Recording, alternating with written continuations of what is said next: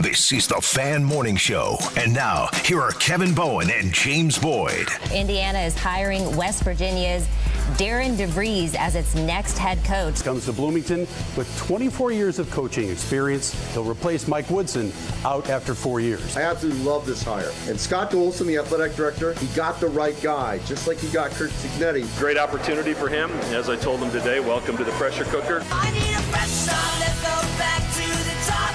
Rewind the tape. White smoke from the 812.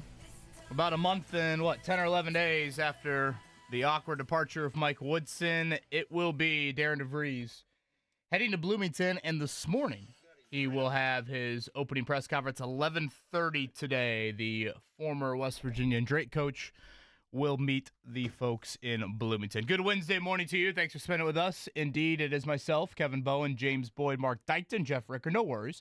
He'll be back on Monday. A Charlotte trip for Jeff Rickard here to close out the week as Mark Dykton, my mic just broke, in a very fitting fashion to how his baseball team has started the season. Oh, my, Kevin, you know what, Mark? Start. I'm not gonna lie, that was bad. The mic has broken at 7:01 in the morning. Is that an indicator of the Darren DeVries hire or future in Bloomington? I don't know. Not. I was assuming Jeff is out because he's going to Charlotte to go get my snacks. I don't know why he has to go that far for him, but I assume that's what he's doing, right? Yeah. I don't know. So do we have a count as far as like who's paid up? Yeah. The boys in this room have paid up. Oh man, the guy not here is Jeff. If you're listening, he's welching. I wouldn't be holding your breath, Mark, for that to be happening. A lot of hoops talk, obviously, here as we get one day closer to what the bracket is going to look like coming up on Thursday. And again, the white smoke from Bloomington and Darren DeVries. Pacers back in action tonight. They'll actually back-to-back it up here.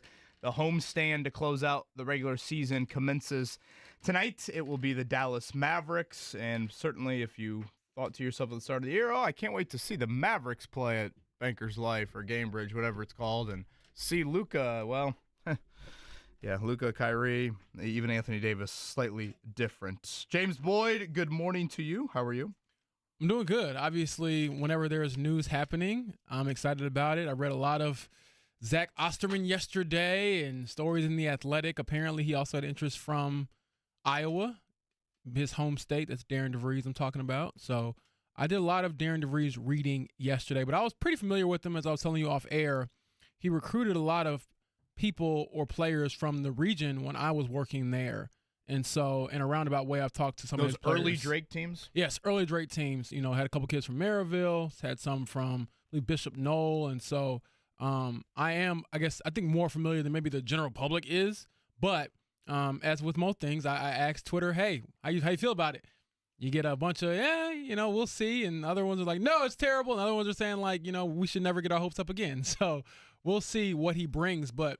Obviously, very quickly, they made the decision, KB. So what's your reaction to maybe that part of it? Well, I guess I'll start here, and not to go super religious on anybody at 7:03 in the morning, but the Bowen family, we do like to, maybe give a little grace before dinner, and then oftentimes we go around the table. Is there anybody you would like to pray for? And, typically Max Bowen will throw out a Lion King character, and maybe Rosie will show a tad more on the maturity side and, pray for one of her cousins or something. Could I throw out a prayer to that West Virginia governor here? Yeah. On this Wednesday morning. Did you see his reaction? So Patrick Morrissey. We played the audio to close out the show. I hope also he wasn't watching North Carolina play basketball last night. Oh, my goodness. That probably wouldn't have helped his cause. So will he have some choice words for Scott Dolson and company? He might. Did you see? So Nicole Auerbach, who now works for NBC Sports, I used to work with her at The Athletic. She tweeted out like, oh, man, he might, want to investigate IU administration and things like that after this. And then he tweeted out a GIF or a GIF, whatever you want to call it, of him like basically thinking, and it wasn't him, it was somebody else thinking of like, should I do this? And I was like, okay, he's leaning into the bit a little bit. So, what can you do at that point? What a 48 hours. It's just amazing. I actually went back and watched DeVries' West Virginia intro presser last night, and it's honestly a bit cringy when you think about it from a West Virginia point of view, but I get this is life. With these coaches often. We'll play a couple clips from that again. He'll meet the media at 11:30. So, James, Darren DeVries was a name that Notre Dame threw around a whole lot last offseason. They ended up hiring, of course, Micah Shrewsbury. This is when DeVries was still at Drake. And obviously I watched Drake, play Indiana State, and I always came away thoroughly impressed by them. I was really impressed a couple years ago when they played Miami in the tournament they were in the same pod, ironically, as Indiana. That was when Indiana ended up playing Miami in the second round, and Drake gave Miami everything they could handle in one of those opening round. I think it was a 5-12 matchup there. We'll get into pros. We'll get into questions. Anytime you have a hire, I think you start there. There's obviously reasons that Indiana was attracted to him, and there's obviously questions you have about him. I guess I'll start here, and Jeff Rabjohns will join us at 8.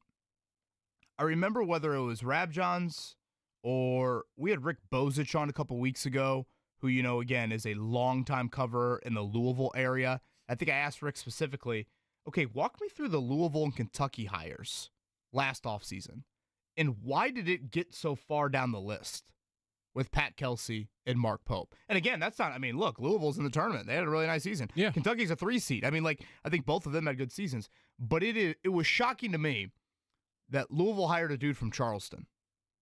And Kentucky, yes, they went the former player route, but Mark Pope, it's not like he had this world of success from a coaching standpoint. And I guess I sit here, and that's probably my dominant thought on this Wednesday morning. And this doesn't mean that Darren DeVries can't be a great coach. But Indiana, clearly the best open job this offseason, has a month plus to do this search, and they come away with a guy that's never been in the bracket that starts on Thursday, that has only been at a major school for 1 year. Like, to me, that's probably the stunning takeaway I have.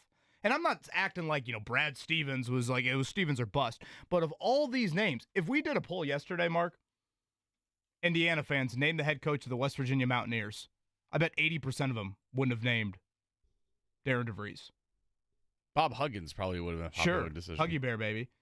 So that's probably my dominant thought. And again, we'll get more into him because I actually thought when Notre Dame was going after him, or at least, had him on their list, I thought to myself, okay, this is actually could be something that's an interesting hire. And what he did at Drake is thoroughly impressive. But I guess that is probably where I sit here on this Wednesday morning like, man, like that's the resume that Indiana hires. It's just shocking to me that a school with, and Bruce Weber said it to us last week, guys. Bruce Weber still calls it one of the best jobs in college basketball. And the fact that it doesn't attract even a little bit more of substance on the resume is surprising to me. So, to your point, does that mean that IU isn't where they used to be? Like, I don't want to go too far. Yeah, well, but I opened up the door, so we might as well go there. It's a great question, and it's a good counter that you bring up. I think college basketball, I think the tiers have shrunk. And I should say the gaps in between the tiers have shrunk. Okay. I think coaches feel like now they can win as long as you've got the backing. Even if you don't maybe have IU's backing, if you still have a good amount of backing, you feel like you can win at a pretty high level. But James, you raise a good question. How much is it just, hey, that's too much of a pressure cooker. Mark played it right there in the open. It's too intense. I can't, fly under the radar there maybe a little bit more as I can other places. So, yeah. Again, I don't want that to be maybe the dominant topic of the day. No, but I would just say my first thought was, if you had told me on February 7th, when the Mike Woodson awkwardness happened, that Indiana would make a hire and the one NCAA tournament win is a play-in win, and he's only spent 1 year at a Power 5 school, I would have said, really? That's the resume? That was kind of my thinking as well, my reaction. Mainly because, like I said, I was pretty familiar with him. I didn't keep up with a lot of Drake basketball recently since coming to Indianapolis. So when I saw that he was only at West Virginia, which I knew he was at that school, but I was like, wow, he's only been there for 1 year?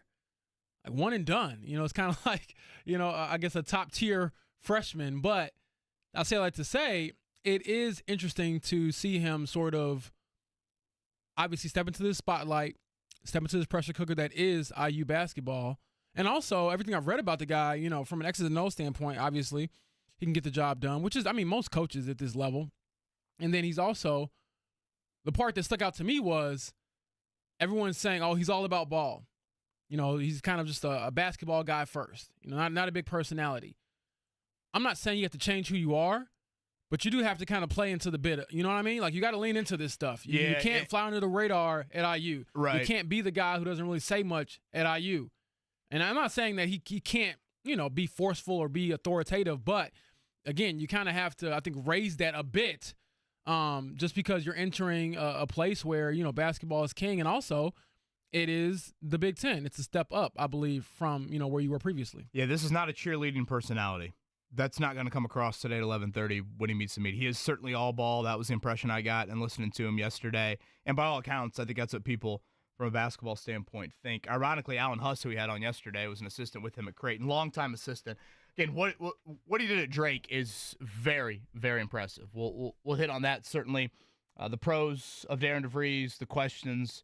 Jeff Rabjohns going to join us coming up at 8 o'clock today. Pacers back in action tonight inside of Gainbridge Fieldhouse. They are a heavy favorite. The injury report looks far better than it did for Monday's game. Couple of transfer portals already to be expected from Bloomington. We'll see if Fletcher Lawyer gives it a practice today. That was the expectation for Purdue earlier in the week. They are in Providence, 12:40 tomorrow. The Boilers in High Point. And North Carolina wins by 1 million last night. What does that mean for the old bracket? Not much. That was easy to check out of that game. I was going to say, that one was rough. The one before that was pretty fun. But how about that heave? I mean, it's March, baby. It is March, and that was crazy. That was like watching a Sunday game, over Lucas Oil Stadium with that pass. That guy could have started for the Colts last year. Amar Knox was the guy that had the layup there, but I would say the throw itself. Mark, I'm not going to lie, I kind of got Bears Commanders vibes watching that play unfold. Oh, thanks. Yeah. Just kick a man while he's down. Yeah, I mean, we're not even 11 minutes into the show, and you're just Cubs this, Bears that. We did. Okay, Kevin. Did a beautiful job getting the mic back on. I know. You did. He is a technician, okay? okay? Had to engineer Our update stuff from the Tokyo Dome, 3-1 last I saw. Oh, no. No, boy. Kike Hernandez just went yard, so it's 5-1. 5-1 Dodgers over the Cubs. Justin Steele got pinched on a strike call. 2 pitches later, 2-run homer. A lot of hoops talk here on this Wednesday morning. It is us three, Mark Dykton, Kevin Bowen, James Boyd. We've got you covered right here on 93.5, 107.5, The Fan.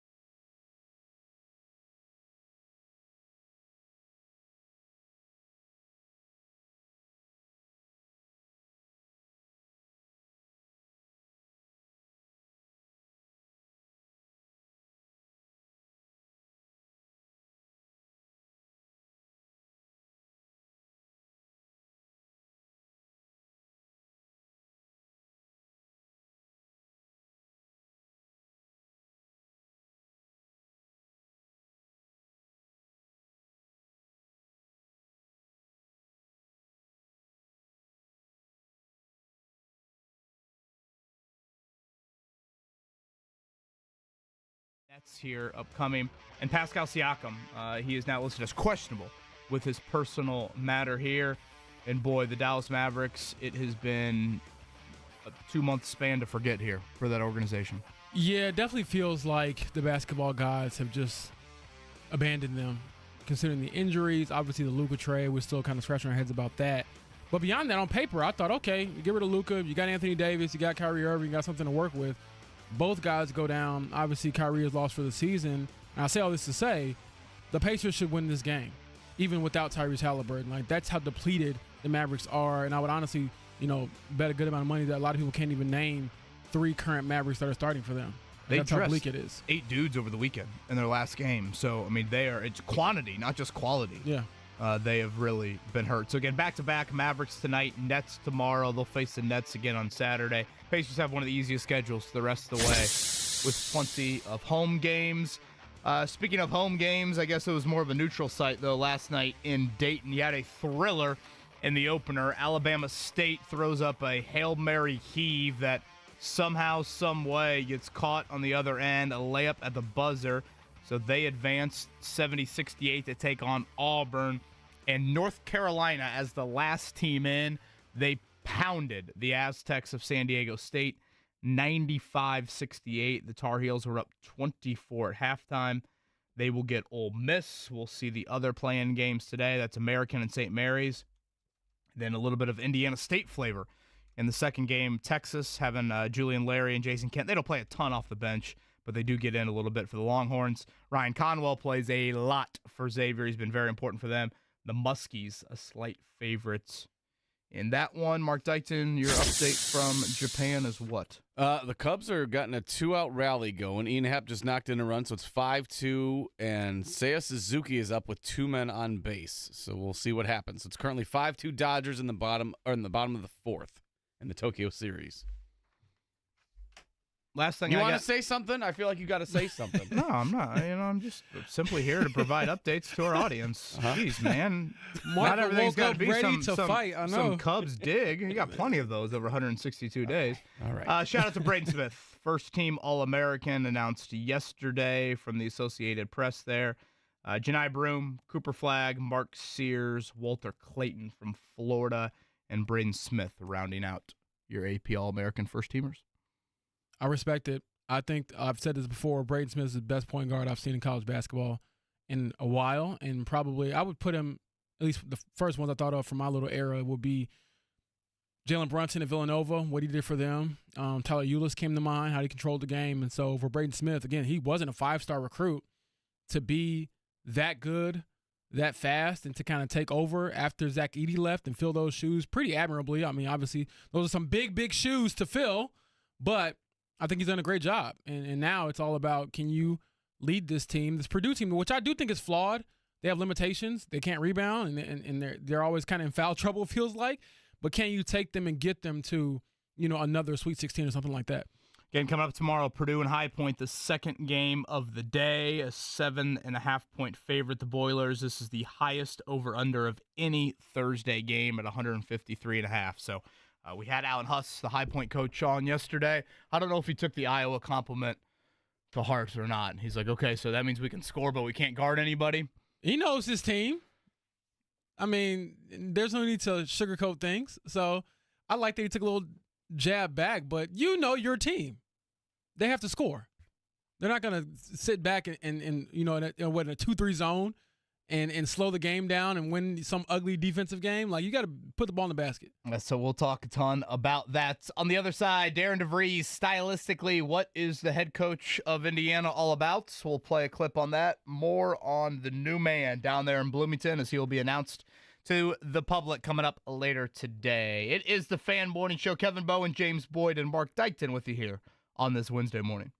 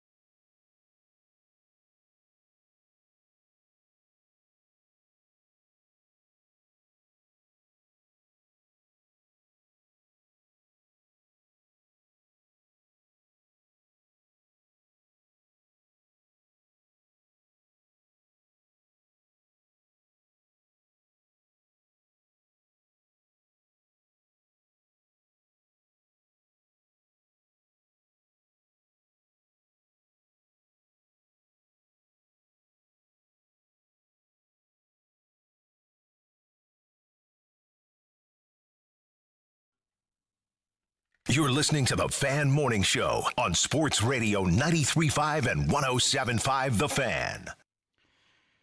Poor West Virginia governor. That's about all I can think about here on this Wednesday morning. They should go get Kevin Pittsnoggle.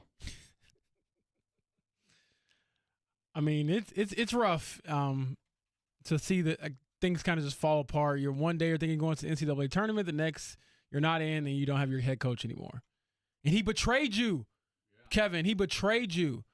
It's funny to see that. My general reaction is, okay, if in theory I were to get a raise for doing the same job and also get better resources, I'm gone because loyalty cannot be put in the bank. Kevin Bowen, did you know that?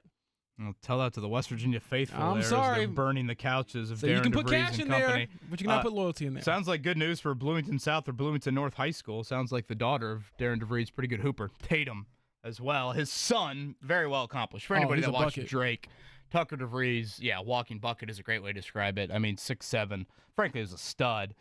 Now, he has dealt with, I'd say, pretty significant shoulder issues. Yeah, I think again, only 8 games this year. Right, and I went back and watched his West Virginia opening presser from last year, and he's in a sling, last March. So, clearly this is something that's impacted him for about 12 months now. Trying to, put your mind in the NCAA clearinghouse, if you will, is probably foolish of me. I assume the medical redshirt would allow him to get a 5th and final year. Yeah, I think that's the understanding is that he would have to obviously, qualify for it, but. And I think 8 games, I don't know, maybe in years past they used to be a little bit more stringent on that stuff. It seems like with COVID. I was going to say with COVID and also transfer portal and guys playing forever now. I mean, it's like Oprah handing out 50 years to people, frankly. I will say this. I want to make a quick point. With his resume, Darren DeVries, it kind of reminds me, not maybe a 1-for-1 exact match.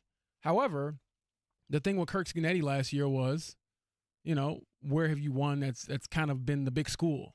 Hadn't really had it. Got a shot, obviously won big his first year. So I say all that to say, at some point you have to get a chance to even build your resume or be the guy at the big school. I know people are like, man, why weren't they able to get, more accomplished coaches or interview more accomplished coaches? But he is accomplished.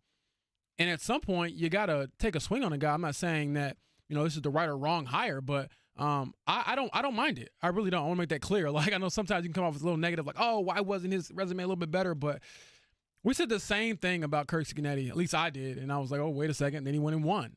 And now the question is, can you win at the highest level of the sport? Yeah, I mean, this is a debate class. Some people would try to say, hey, he's Kurt Scanetti. Some people try to say, hey, he's Archie Miller. It's just like, okay, yeah.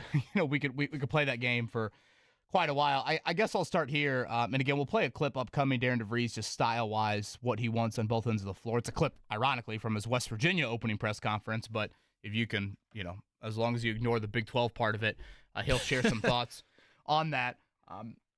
James, what he did at Drake is damn impressive. And honestly, that's probably the biggest difference between Archie Miller. I think comparing him to Archie Miller is really lazy. A lot of people wanted Dayton. A lot of people have wanted Dayton. No one had won at Drake. Nobody. And so for Darren DeVries to walk in there and consistently produce a 20-game winner, get to the tournament, 3 times in 5 years? Again, that is very, very, very impressive for a mid-major conference that I think is pretty legit as well. They often overachieve preseason expectations. Certainly Indiana fans have not had that with their program. So I think that is probably the biggest thing that stands out. Is I had a misconception of I just assumed Drake was, I don't know, Gonzaga Junior is too much of a compliment, but just think of a mid-major that you're used to seeing in the tournament. Right now, James, I feel like I look at my bracket every year, and now I see Grand Canyon every year in the bracket. I thought that was Drake even before DeVries. That's not true at all. He really turned that program into at least me thinking that that's what it is. So I would say that's one of the things that you love. Obviously, what he did at West Virginia was impressive. You just mentioned that his son, got hurt early in the season. They were in the Bahamas as well. They actually won games down there in the Bahamas. What he did in getting them to 19 wins without arguably their best player, very impressive as well. I mean, that was a West Virginia team that won 9 games the year before. And listening to him talk I think he's very conscious, and I thought Mike Woodson failed wildly in this. I think he's very conscious of putting a puzzle together. And that's what a roster is about, certainly can in you college explain basketball. maybe a little bit more about what you mean by that? It's not just 5-star here, 5-star there, 5-star here, 5-star there. No. You've got to put pieces around Right, okay, I see what you're saying. your studs. Yeah. And there's got to be some guys that embrace the sacrifices it takes to winning. And that's difficult. I think it's very difficult in today's college basketball climate. Why did Duke go after Mason Gillis? Because he's a great puzzle piece. Yeah. You know, I mean, he's not going to be Cooper Flagg and the Knuppel kid and their big dude that was in the Olympics last year, but he is an important puzzle piece. Like, you hear him talk, he acknowledges that. So I think that is something that you are impressed by as well. But and he's got a heavy Creighton background. I've been impressed by what Greg McDermott and Dana Altman did there. So more than anything, though, I think what he did at Drake is probably what stands out to me. Of when you think about program building, if you want to make the Cignetti comp, you know, it's a little bit of JMU-like. It's a little bit of Elon-like. What Cignetti did at those places, they hadn't sniffed that success. That's what DeVries did at Drake. So what you're saying is we're going to get a Google Me later on today at Darren DeVries' Now, let me be very clear. You ain't getting any of that. I watched the West Virginia presser, and boy, this is not going to be a cheerleader personality. He might bake in a little Purdue sucks just to, you know, make somebody smile in the back row and appease a booster. But this is, you're not getting life of the party personality here. You're getting this dude wants to hole himself up in an assembly hall basement office and go from there. I think that's definitely his personality. Even watching some of the clips that I watched of interviews he's done and things like that, very mild-mannered, wants to keep it low-key. And again, all the quotes you hear coming out, you know, from people he's worked with in the past, oh, he's a grinder. You know, he's an X and O's guy. Oh, he takes the long way and never takes the easy way out. And so that all sounds great, but I do want to know, you know, I think an obvious concern, not concern, but just a thought from the fan base and the boosters is like, okay, well, then how do you go out and recruit? You know, your son's a really good player. You've had really good teams in the past. Like I said, he has recruited from the state. I do know that, at least from the region. How do you go out and make sure that you have the players that you kind of mentioned, KB, that not only fit the puzzle pieces, but will hopefully potentially fit them for a few years? You know, we've seen it in this state where, you know, shout out to Matt Painter, you don't necessarily need like every 5-star recruit, and you don't necessarily need like every high major recruit. You know, you probably, or a player with a bunch of high major interests, you need people that fit your culture, and I'm curious to see how he kind of builds it and shapes it and takes it from there. I saw yesterday Luke Goody tweeted out some eye emojis after the hire, and I'm like, is he going to be trying to petition for another season and come back and play for, you know, Darren DeVries in this new era of IU basketball? So we'll see, but I'm curious to just hear his thoughts. Obviously, a lot of questions will be about, you know, well, you left one school. Well, how long are you sticking around here? But I think that this is sort of a destination school. He mentioned it in his opening, not opening statement, but his statement from the press release saying, like, you know, this is a, you know, one of the more iconic programs. I'm paraphrasing here, but it kind of makes sense. And him being from the Midwest, I'm not surprised he made the move. But now, as we said, you know, the pressure's on because, you know, IU fans are hungry. I mean, they don't really care who the coach is to a certain degree. Hungry? James, starving? They're in the Sahara looking for water. They're Gandhi right now. I mean, they are on a hunger strike. I know, man. But they're also a college kid after 3 bowls on 420. But here's one for you. I do think that him being I like that reference. Do they extra staff pizza places in college towns on 420? I think so. You have to. You have to. Even on a Monday. It's their Black Friday, right? I mean, it's green, yeah, whatever. Great point. Yeah. You know, but assuming that he recruits players when it's, you know, not 420, he should be able to get some talent in there, I think, and also sell them on the vision he had. I think being able to say you built a winner goes a long way, no matter what level it is. I mean, certainly, and that's his biggest calling card. I brought this up earlier in the show. He was rumored a little bit with Notre Dame last coaching cycle, so I did a little bit of background on him then, and I felt like, okay, wow, this is pretty intriguing what he did at Drake. Do you care about the lack of an NCAA tournament resume? When we get things started tomorrow in the NCAA tournament, Darren DeVries has never won a game in the bracket. He had a 1-point play-in win in Mackey Arena during the COVID tournament. That's it. Do we care about that or no? I don't care that much, quite honestly. mainly because my whole thing is you got to get chances to even get there. He got his team there 3 times. They were 1-3 in the Yeah. tournament. Again, the one win of playing. Yeah, a couple of bounces here and there. Maybe you do get a couple more wins, but that doesn't really concern me too much. I'll be more concerned if he had never really had consistent winning at a different program. But getting to the tournament, I think should be obviously step number 1 of his IU era. However, I just don't think it's something where I'm like freaking out because he hasn't had a ton of tournament success, having previously coached at a mid-major. I mean, will we see the same thing if West Virginia had gotten in and they win a game? And they probably, and again, they should have gotten in. So, Well, is the IU's coach if West Virginia gets in? How this, and Jeff Rabjohns going to join us in 18, how all of this played out, I don't know if Rabby can provide a little bit of that, but that to me, again, is fascinating. Coaching searches fascinate me beyond belief. And I'm sure if we did a poll with our audience, 80% of IU fans wouldn't have even known who the West Virginia coach was yesterday at this time. And now he's the new IU coach. It's just was he high on the radar? Did he pop up out of nowhere? Did 6 people say no? How all of a sudden it became Darren DeVries. I think if you look at any sort of head coaching list early on in the process, I don't know if anybody had him on that sort of list. I went back, watched his opening presser at West Virginia last night, so you might hear a Big 12 reference or two in this answer. But Darren DeVries was asked stylistically, offensively and defensively, what does he want to be about? Yeah, the style of play, the Big 12 is obviously a very defensive-oriented league. It's a very physical league. The Missouri Valley has had a lot of that as well. It's just a different level of physicality. So there's no question that in order to be successful in the Big 12, you have to defend. You have to be able to rebound. You have to have some physicality to you. Your team has to have some toughness. We will recruit to that. We will coach to that. We will teach that. And then from a philosophy standpoint, how do you win games?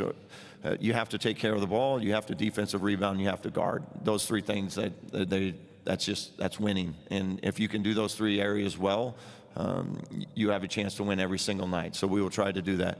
Offensively, it starts with getting stops.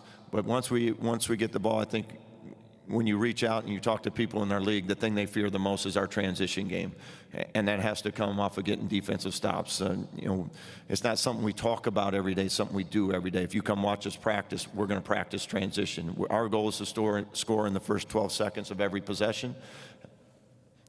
Because if you can score against a broken defense, it gives you an opportunity to score a lot better chance. And that's what we're going to try to do. It's what we'll emphasize every single day. Teams in this league, they go offensive rebound. So you have to make them pay for doing that. And you have to get bodies on people. You have to be physical. And then once you get it, you have to get out and transition and run. It's interesting. He harps kind of on the running in transition. They never were a super up-tempo team. Certainly not last year, and again, injuries could have played into that at West Virginia. But even at Drake, they weren't a crazy up-tempo team. I guess just maybe a final thought on DeVries from me, and again, Jeff Rabjohns in 15. I think you have to be so lazy and stubborn to screw up the IU job. It shouldn't be this hard to screw up. The resources are oozing.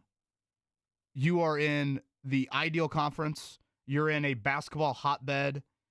68 teams make the tournament. It shouldn't be this difficult to screw it up. So don't be lazy. And frankly, I think Mike Woodson was lazy. I was going to ask you, do you think he screwed it up? Yeah. I mean, I think he was lazy. I think he was stubborn. And I think those are words that I don't say lightly. And by all accounts, DeVries strikes me as a dude that, won't be that. Does he get swallowed up in a little bit of the pressure cooker that is Bloomington or is Indiana basketball? That's a fair question, I think. Again, a guy's been 1 year at a Power 5 conference. I mean, I think that's a fair question to ask, but it shouldn't be this hard to have Indiana routinely sitting outside of this bracket that I'm holding right here. Yeah. Still feel good in your hand, though? It does. Maybe not like the first. Well, I shouldn't rate my children like that, Mark, but it still feels good. I'm going to fill it out tonight. Yeah. Because if I don't fill it out tonight, then I'm screwed. Speaking of children, shout out to my firstborn, Addison. Turns 8 today. Happy birthday. Happy birthday to Love Addison. you, girl.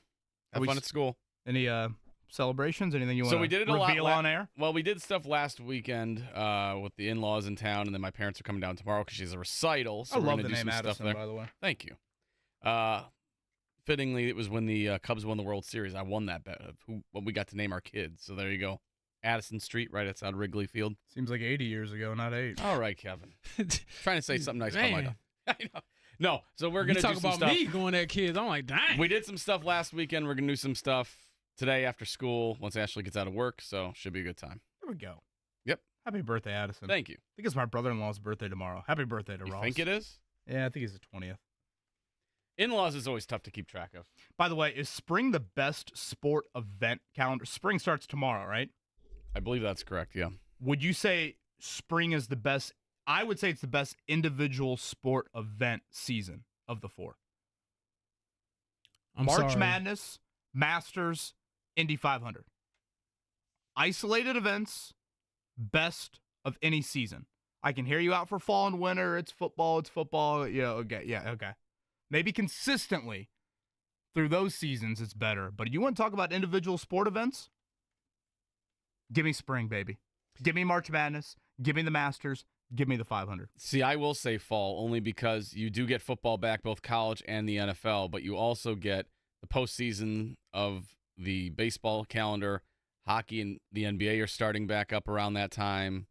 You're kind of getting in that wheelhouse. But I'm talking individual events. Well, that is individual. Those. I mean, that's a lot of regular season outside of the MLB playoffs. Fall is this time of year is very fun because baseball's getting going, as I'm being painfully aware of right now. Did Ohtani just go yard? He did, but it looked like there was some fan interference. Oh boy! The fan reached over the fence, Of course, touched the Ohtani ball. back in his homeland, and all of a sudden, all There this are is happening. It's like back and to the left. It's like the JFK files right now. There's a fan interference on a different angle. They ruled a home run for Ohtani. That's great. That's lovely. But I don't think it should have counted. 6-3 Dodgers at the moment in the 6th inning. James Boyd, did you see the Malik Renew transfer portal announcement? I did, and I'll get on my soapbox. You were at the school for 3 years. You should probably know it's IU, Indiana University, not the University of Indiana. And so seeing people kind of troll him in his announcement, I think it's fair game.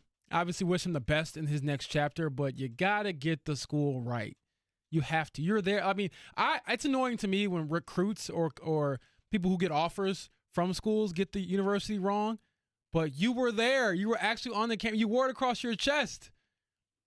Like, come on, man. You have to know this. And rightfully so, people are kind of reminding him, like, all right, well, on your way out, wish you the best, but it's IU. I think 8 scholarship openings right now. Gabe Cupps also in the portal yesterday there. I kind of forgot Gabe Cupps was on Indiana's team until I saw that announcement yesterday. I thought Renew had a nice 3-year run. I don't want to make too much of it, but, for a program that I think has lacked core player, and I think that's another thing that DeVries got to figure out. I mean, Cupps is a 4-star. What was C.J. Gunn? What was Tamar Bates? What was Caleb Banks? Like, yes, I get there is a portal element to today's college basketball world, but you can't exclusively live in it. You got to also live in mom and dad's house a little bit as well. You have to have some homegrown, in-house guys that are 2- and 3-year players. You look at these UConn national title teams the last couple of years, certainly they had some portal guys, but they also had a core of about 3 or 4 dudes that grew up in the Dan Hurley system and know what your culture is all about. Indiana, I mean, outside of Renew, sure, Galloway and Leal to a degree, but again, those were, if I'm not mistaken, those are pre-Woodson recruits.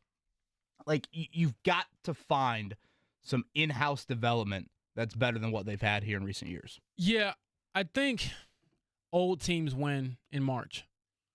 If you think about it, like the era of you recruit 5 stars or 5-5-star players, we go out there, we win it all. The John Calipari formula. That to me is kind of dead these days. I mean, obviously you have this Duke team this year with Cooper Flagg leading the way; they have a chance to win it all. But the majority of the time, you look at these teams, especially the ones that are consistently good, they're old, and they've had guys that have been in that system for years.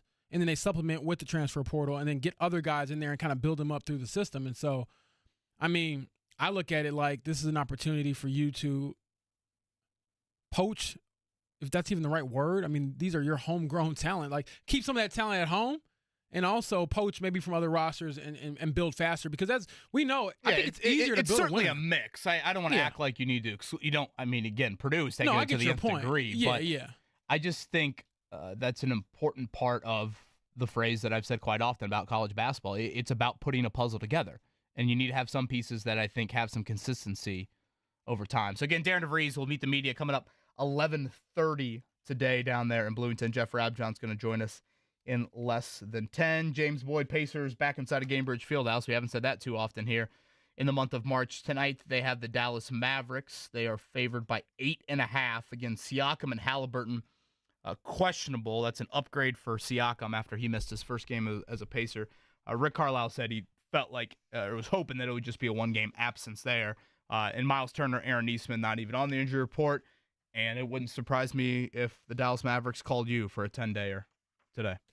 I mean, I have about 2 turnovers in 5 minutes and maybe if one. If you got 8 missed minutes tonight, what would it look like? I'm not scoring. I'm not delusional. This is like when, I believe it was Kay Adams asked Anthony Richardson, what would you average in the NBA? And he said like 12 points. And I was like, there's no way. There's no way. Like, they're so good. And I played against pros that have been retired and stuff like that. And no, the level is just totally different. I know my limits. I will give you a nice 3 fouls and at least 3 turnovers in 5 minutes. You get an assist at least? I get an assist, yeah, because I'm definitely giving the ball, though. I mean, Are you kidding me? No, the ball movement would be pristine from James Boyd. It would look like a mile in practice with how much James Boyd's moving the ball. I'm gonna be like, Bobby Plump and just hold the ball, and that would be my only way I score. Hold the ball and just chuck it from half court. I did see T.J. McConnell last night. Ran into him again at our kids' swim class. Said to, I tried to make small talk with him, and he was like, "How insane was that Obi shot?" I tried to tell him I thought the Obi shot was crazier than the Halliburton shot from last week. I don't know if he was fully agreeing with me on it, but I don't know, man. The Halliburton shot was hard, but he got fouled. He's like, "Do you realize how difficult that Obi shot was?" Yeah, and just to kind of hear him say that as well was kind of another. Is he saying that because he threw the pass? Because he had the assist on it? He wants a little more respect. Right. Yeah, maybe he is going there. We'll see how the minutes get divvied up tonight. Certainly it'll be a much different lineup. Jarris Walker is questionable as well for the Pacers from an injury report standpoint. So much more on that, much more on Darren DeVries, and continue to take a look at the bracket. 1 day away from the Boilers getting underway in Providence. Again, they are a 7.5-point favorite over High Point. The plan is for Fletcher Lawyer to practice today with that left elbow injury, and the expectation is he will give it a go as Purdue opens up the Midwest region there. 4:13 matchup coming up tomorrow afternoon. Fan Morning Show, Kevin Bowen, James Boyd, Mark Dykton. No worries, Jeff Rickard will be back on Monday. 93.5, 107.5, The Fan.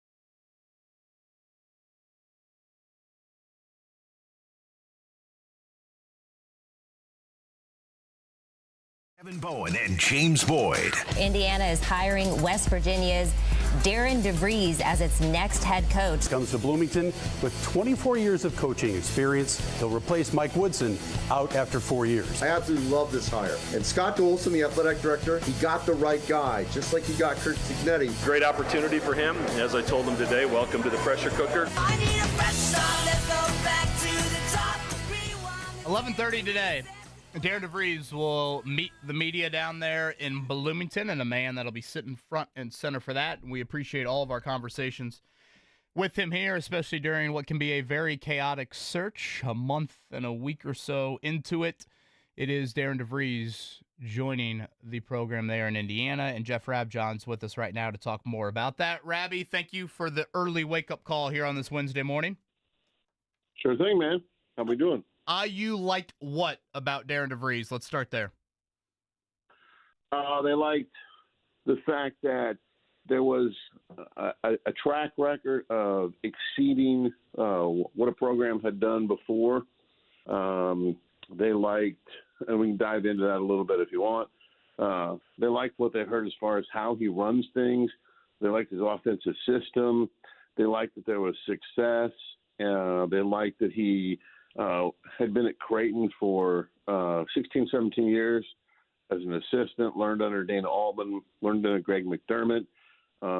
They liked the fact that when they dove into recruiting, there was a lot of evidence of relationships, real relationships, time spent building relationships.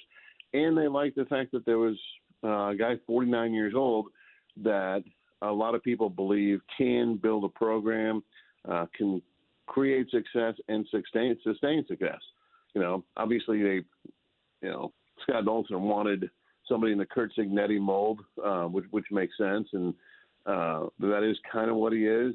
But I also think there's a guy who just has been around successful programs, done successful things as an assistant and as a head coach, and fits Indiana's culture. And then on the flip side of that, cons is probably too harsh of a term to use, but maybe questions. I guess what questions would even the fan base? I mean, I've heard two ends of the spectrum from Indiana fans. Some people call it home run hire. Others say, really, that's the resume? So I guess what questions would we have? Well, I guess the questions would be just the normal questions. You know, has he been a head coach long enough to give you high confidence that he's going to be able to get it done at Indiana? But I think he has. And, there's questions about any coach. There's everybody, anytime somebody gets hired, people start screaming and yelling, home run hire, home run hire. Outside of a handful of guys, I think there are very few home run hires ever at the high major level at the moment of the hire. There might be home runs later, but I think screaming and yelling home run hire when somebody's hired is just a little silly. You know, a whole bunch of people did that when Archie Miller was hired, and that obviously was not a home run. So I think that phrase gets way overused. I think you have to wait 2-3 years and see some evidence first. But I do think there's really good evidence for Darren DeVries being the right guy. I think there are tangible things, we can dive into it if you want, that make sense. Jeff, I know one of the things that we've all talked about this morning is the success that Darren has had at Drake. But the 1 year at West Virginia, how much do you think that factored into this decision, seeing the success he had there and an immediate turnaround over there with the Mountaineers? I think it was definitely very helpful because it's a high major program. No offense to Drake, but it's a high major program. He goes to West Virginia. They were 9-23 the year before. He arrives. They win 19 games, a 10-game improvement, which is very significant. And it was a 10-game improvement, even though their best player, Tucker DeVries, his son, was injured after the first 8 games. So anytime you have significant improvement, it kind of catches your eye. You do it when a key player goes down. I think it's really significant. And not only was it a 10-game improvement, it was a 10-game improvement against a pretty legit schedule. You know, he led them to wins over number 2 Iowa State, number 3 Gonzaga, number 7 Kansas, and number 24 Arizona. So that was not only just a 10-game improvement, it was a 10-game improvement that was not just against the paper schedule. One follow-up there. I know one of the bigger names, in addition to the dad, is the son. What can you tell us about him and possibly transferring to IU? That's what I've heard online. That's what I believe might be the case. But from what I understand, he's coming off the injury, and he has to apply for a medical red shirt. Can you provide some clarity there maybe? Sure, yeah. He's going to need a medical red shirt, which he's expected to get because he played the first 8 games, and then he got hurt, didn't play the rest of the year. So when an injury ends your season, it's almost rubber stamp that you get a medical red shirt. So everybody expects him to get a medical red shirt, and he's going to follow his dad, barring the unforeseen. Well, let me clarify. He's going to follow his dad, okay? That's I was told very clearly. He's coming to Indiana. And then the player, I guess, play style wise, what does he bring? I know he can shoot the three, but other things that you might have known about his game. Yeah, I think he's also a really good passer. I do think his shooting is what stands out the most. You know, last year he averaged 14.9 points per game, 47.3% from three-point range on 3.3 made threes per game. You get over 1.5 made threes per game, and your volume of makes is pretty good. You get over 2, that's just outstanding. You get over 3, and you're on the very top line. So I think the biggest thing is, you know, he's a talented guy who understands how to play, and he automatically creates some space for an offense just by being out there. So he will, just by being out there on the floor, he's going to change the type of offense that Indiana can run. Again, that's the voice of Jeff Rabjohns, Peaks.com, where you can find his work. 11:30 today, Darren DeVries will meet the media at his introductory presser down there in Bloomington. Rabby, any idea where DeVries was on the list? Does it have a little bit of a Louisville, Kentucky feel of last year's cycle where maybe Indiana had to go a little bit further down the list than fans would have expected at the start of the search? Yeah, I mean, I think Indiana. I think they reached out to a minimum take the temperature of Brad Stevens, Dusty May, Scott Drew, people like that, which is where you start. You start with the big names. But I did find out late last night that Darren DeVries was one of the people that when they started going through names, they started looking into some people that the search firm said, hey, look, here's what you said you want. You want a program builder. You want somebody who runs this kind of offense. You want somebody who runs this kind of defense, not stylistically, but as far as just production-wise. And the search firm said, you know, here's a couple names that make sense. And I was told very late last night that Darren DeVries was one of them that they eventually got to. So I don't know exactly where he was on the list. I think the idea of like a 1, 2, 3, 4, 5, 6, 7 list sometimes gets overblown. I think a lot of times people have tiers or, hey, we want to talk to these few guys just because we want to see if we can get them, and then they kind of move on from there. There were a lot of conversations, but I think it's really tough to say exactly where he was on the list. But I was told very late last night that he was one of the guys that the search firm said, okay, you went after the superstars, cool. Now, here's real guys, and here's somebody we think makes a lot of sense. So, Jeff, obviously you'll get a chance to meet with Darren DeVries later today. When you meet with the media and he steps out there as IU's basketball coach officially, what things are you looking to ask or get answered meeting him in person versus doing what we've all done, which is just research some things, read up on him? What is the in-person availability going to mean to you? Well, we've met before. There's this little thing called the recruiting trail. Yeah, true. A lot of people spend a lot of time on it. April, May, June, July. Yeah, we won't be meeting for the first time. I think a lot of them just from our interactions in those settings. But I think the things you want to find out is why did you want to take Indiana?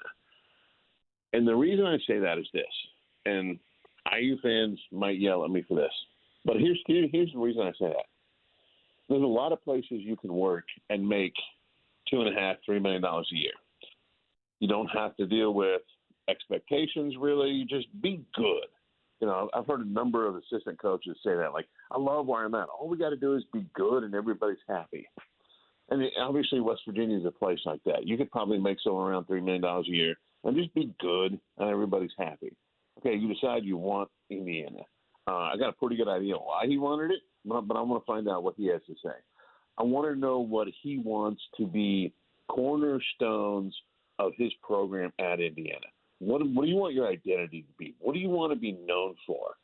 And then I also want to kind of find out, like how do you want to go about doing this?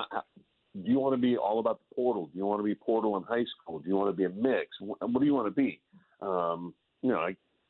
I got a pretty good idea because, we've talked before about how you build a program and roster stability, roster management, those things. But I want to find out, like, okay, what's the plan for Indiana?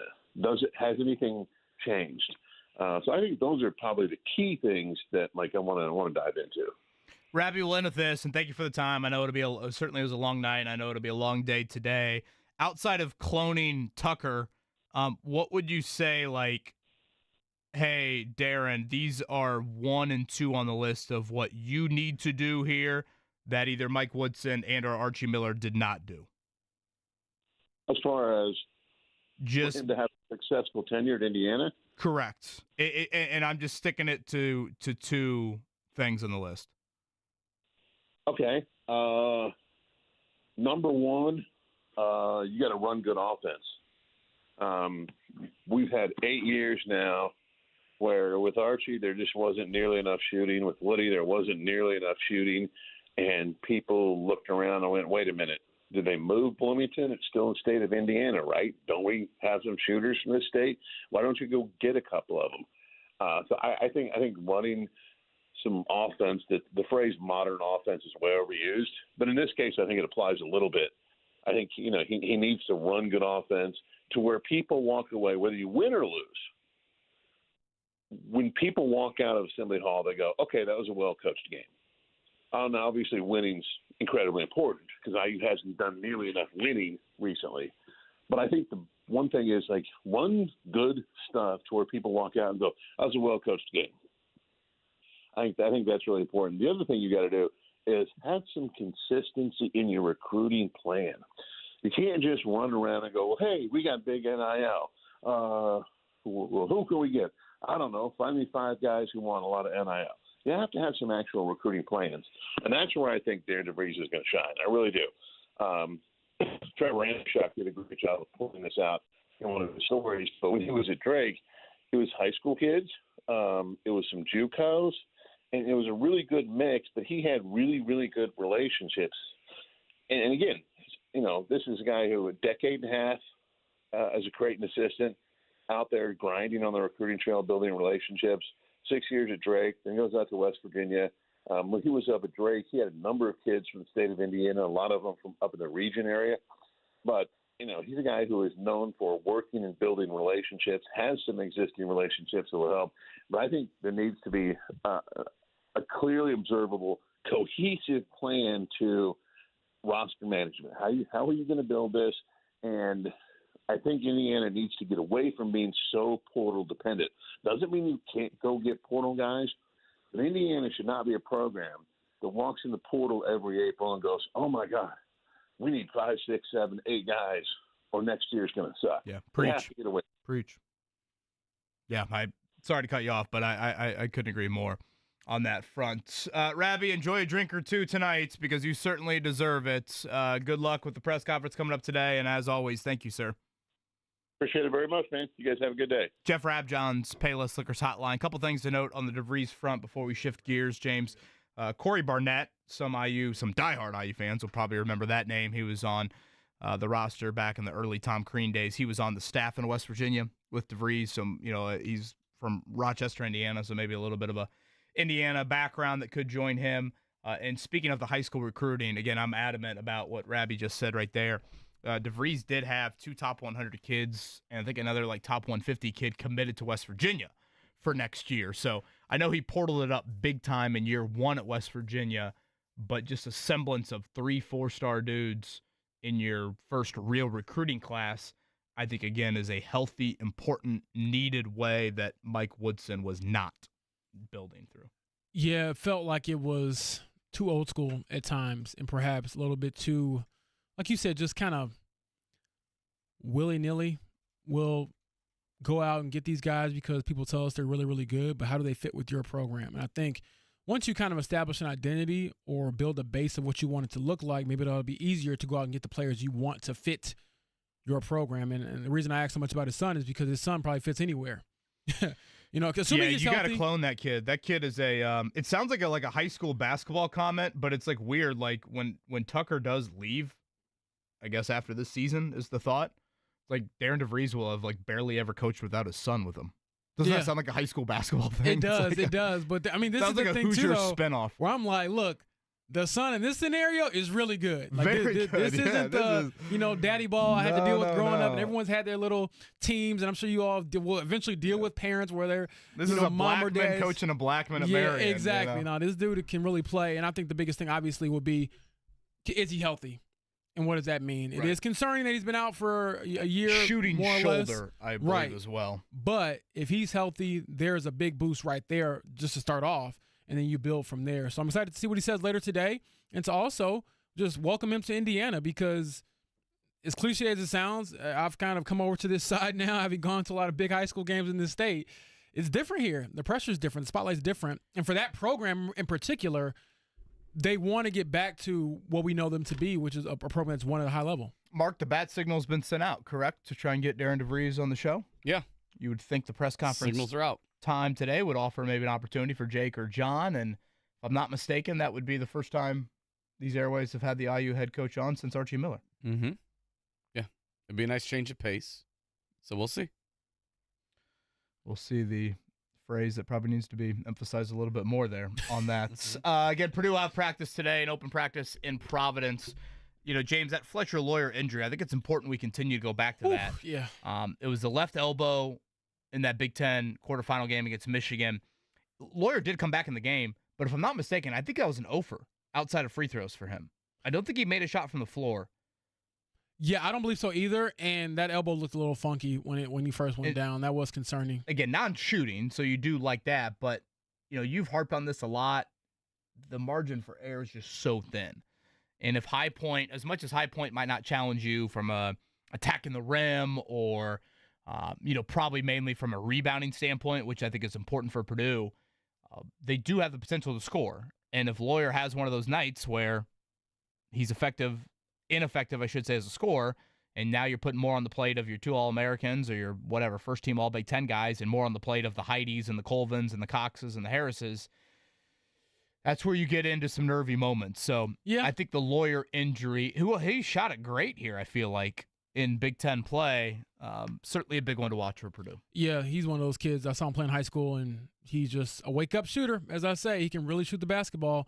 But I think having the day off previously, practicing today, having another day to kind of rest and recoup, and then playing tomorrow should get him right. And then at the end of the day, it's like, are you hurt or are you injured? If you're just a little banged up, man, get the juices flowing, get the adrenaline going, he should be good. And I expect him to go out there and probably get warm pretty early to make sure that he's able to feel his shot and take it from there, because after that, man, nobody cares about, what you went through. They care about if you advance. So I do think this will be a test for Purdue, but a test they will pass, because I look at it like you have too much talent, you have too much experience at this level at this point to be let down again. But again, you do have to play some good basketball, and I think just get out early. Let teams hang around, man. They get a little hope, and then college basketball is so weird because you can have a really good shooting team. Like Fletcher Lawyer is a good shooter. I think Braden Smith's a good shooter, but like an off night can ruin things very quickly for you. So get out fast, make some shots, get the crowd behind you a little bit, and take it from there. Well, their defense doesn't allow for an off night offensively. No. Like with how poor unless they get back to the January defense, that the defensive effort we've seen lately, that they can't even have the average shooting night. Maybe against High Point, but I would say maybe because High Point can score. You ready for this? But certainly once they get through this game, if they get through this game, they definitely can't have that. Just pencil Trey Kaufman-Wren and Caleb First in for some random foul that probably comes back to like at least become a factor in the game. Moving screen on Kaufman-Wren in the always, first 3 minutes. Yes, or like a push in the back or just something weird where I'm like, why? Mm-hmm. Why? Yeah. So And it doesn't sound like High Point's got much of a traditional bid. I know they have a 7-footer, but it's not like they're throwing it into him and he's, going to work. So, again, 12:40 tomorrow. That is True TV. So brace yourself for finding that channel. Get ahead of that tonight on that. Mark, you seem to be crunching numbers over there. Well, Scotty just sent his stat of the day, and I have a stat of the day that I might throw out there later. Oh, look at that. It sounded like he was doing his taxes over there. No chance. Zero chance. Scotty's stat of the day is Tokyo Dome related, correct? Yes. We're still, game is still going on. 6-3 Dodgers in the top of the 8th. Man, you fly to Japan just to start 0-2. It's okay. It's 160 more of these. Some might say that's not a good thing. All right. That's like strike 2 right now. I'm just waiting for I need a video camera so I can get the clip of Mark jumping over, the screens and taking you out. When's the real opening day? Is it a week from tomorrow? Is that right? It's like 10 days from now. It's so weird because, they still have some of their prospects obviously down in Arizona for spring training. So still doing spring training out there while the main roster is in Japan. And then they just go back for 10 days and I guess kind of rehab and get kind of right from the travel. Yeah. And then get back to it. It's so weird. I don't know. They haven't done this in a while, the Japan series, but I don't know if this is going to be an annual thing or just, the stars aligned with Shohei and the other guys. Right, yeah. Yeah. All right, let's hit a morning check down. The Morning Checkdown, brought to you by the Women's Basketball Invitation Tournament. Elevate the game at the WBIT, coming to Hinkle Fieldhouse March 31st and April 2nd. James Boyd, it's a 5-game homestand inside of Gamebridge Fieldhouse beginning tonight. It'll be a back-to-back Mavericks and Nets for the Pacers. The Mavericks and Nets lately, they have stunk at playing basketball, so the Pacers will try to take advantage of that. The Bucks did lose last night, so Indiana wakes up here on this Wednesday morning in 4th place in the Eastern Conference, and injury report-wise, much better situation for the Pacers than what we talked about on Monday morning. It is better, but obviously you do want to see if Tyrese Halliburton is available. I know that I believe Pascal is also questionable, and so you should be a little bit healthier, I believe, on the Aaron Nesmith and Miles Turner front. Yeah, they're both off the injury report. Do you care Halliburton tonight or tomorrow? Like, would Dallas or Brooklyn matter to you? You'd rather him play in one, not the other, if you're going to pick one of the two? I would say probably tonight and then get the 2 days off in between to reset. But, I mean, even then, these teams are – I don't have a big preference either way. These teams are not good. They're 4-24 combined, Dallas and Brooklyn, in the last 3 or 4 weeks. Klay Thompson, P.J. Washington, and Spencer Dinwiddie on what seems like his third. I feel like Spencer Dinwiddie plays for both of these teams. I swear he's a net more than he's a Maverick. He did play there, so you're right about he's that. On the Mavericks. There are those players, they're just like, they're still around, and they're just in a new jersey every year, and you're like, I can't even keep track of where this guy is or where he's been. I swear he gets like 3rd place and 6th man of the year voting on an annual basis. Mark's giving you the update from the Tokyo Dome. Again, 6-3 here, heading into the bottom of the 8th. The Cubs are the home team, right? Yes, they are the home team for both of these games. Couple at-bats here left for the Cubs. AP first-team All-American announced yesterday, and Braden Smith indeed one of the 5 spots. Shania Broom from Auburn, Cooper Flagg from Duke, Mark Sears, who struggled a bit earlier this season for Alabama, and then Walter Clayton from Florida there. So shout out to Braden Smith, another accomplishment well-deserved for him. And IndyCar back on the schedule this weekend. That is Thermal. That is out there in Palm Springs. Last year was an exhibition race, kind of a big cash grab, if you will. Now this year they've put it as an official race on the schedule. So 3 o'clock coming up on Sunday. That is Fox. A little bit of a break after that for IndyCar. They've got some action in April, and then, of course, May will be filled. Anything else on your guys' front? Not really. Are we going to give out our Final Fours tomorrow? Yeah, selfishly, let's do it tomorrow. I got a question. Do you all fill out multiple brackets, or are you one and done? No. I'm one and done. No. You live or die with one. Yes. You go multiple, and you can kiss my ass. Okay, I like that. I didn't know you were that passionate about it, KB. Yeah, that's a hair too harsh because I probably just alienated like 60% of our listeners. I was going to say, there. dang, man. But I am a one bracket guy. I think I used to do multiple brackets back in the day. I had that 14 seed in my 3rd bracket. Let me find it here. When they were giving away like the $1 billion for the perfect bracket. Yeah, I don't blame you for that. Yeah, you know. But I was like, you know what? I'm older. I'm wiser. You know. The bracket of integrity, right? Yeah. And I'm also not one of those guys. Obviously, I went to Illinois, but I don't pick my school to win. it all unless they legitimately have a chance to win it all. So I don't think they're going to win. And people have been asking me, oh, my God, you picked Houston? You didn't pick Illinois, the school you went to? No. I think I like the winner tonight to beat your Fighting Illini. Texas Xavier tonight. It's a second play-in game. Last night, by the way, North Carolina. 95-68. Let's not get carried away here, KB. They will win a game. Over San Diego State. Just not get to a round with a nickname. Well, James isn't picking his Fighting Illini, but my daughter who's celebrating a birthday did, because we did brackets for all the girls, got to do their brackets. So it's mostly like mascots and everything. Sure. Addison picked Illinois to win. Well, I hope Addison is right, mainly because then I would finally be able to tell the IU fans, hey, I know what it means to win a championship, because since coming here, baby, that is a conversation I always hear, and I have no comebacks for that. It's like having a ring argument with somebody like, well, they got more rings than you. They do. So I don't know what to say. My middle daughter, Emma, sided with her mom and picked Florida, and then my youngest daughter, Nora, picked Missouri. Let's go. So we'll see. MIZ. Okay. Yeah. Okay. We'll see. How about the Hail Mary last night by Alabama State? Touchdown. I mean, I hate to say it, but I got Bears Commanders vibes when that ball was in the air by Alabama State. No, I did not. It turned into a car crash underneath the goal. Yeah, but here's my thing. I did not get that kind of vibe because the players were actually paying attention. Okay? They weren't Tyreek Stevens. Oh, my gosh. You didn't have the St. Francis guard in the corner looking at the cheerleaders? No, not at all. Again, tonight, American Mount St. Mary's at 6:40, and then a lot of Indiana State flavor in that second game. You've got former Sycamores Ryan Conwell, who's been outstanding for Xavier, Julian Larry, and Jason Kent for Texas. They will face off in the late one from Dayton. Much more on the hoops front. We'll sprinkle in some football as well. This is not the wake-up call. This is the Fan Morning Show here on 93.5, 107.5 The Fan.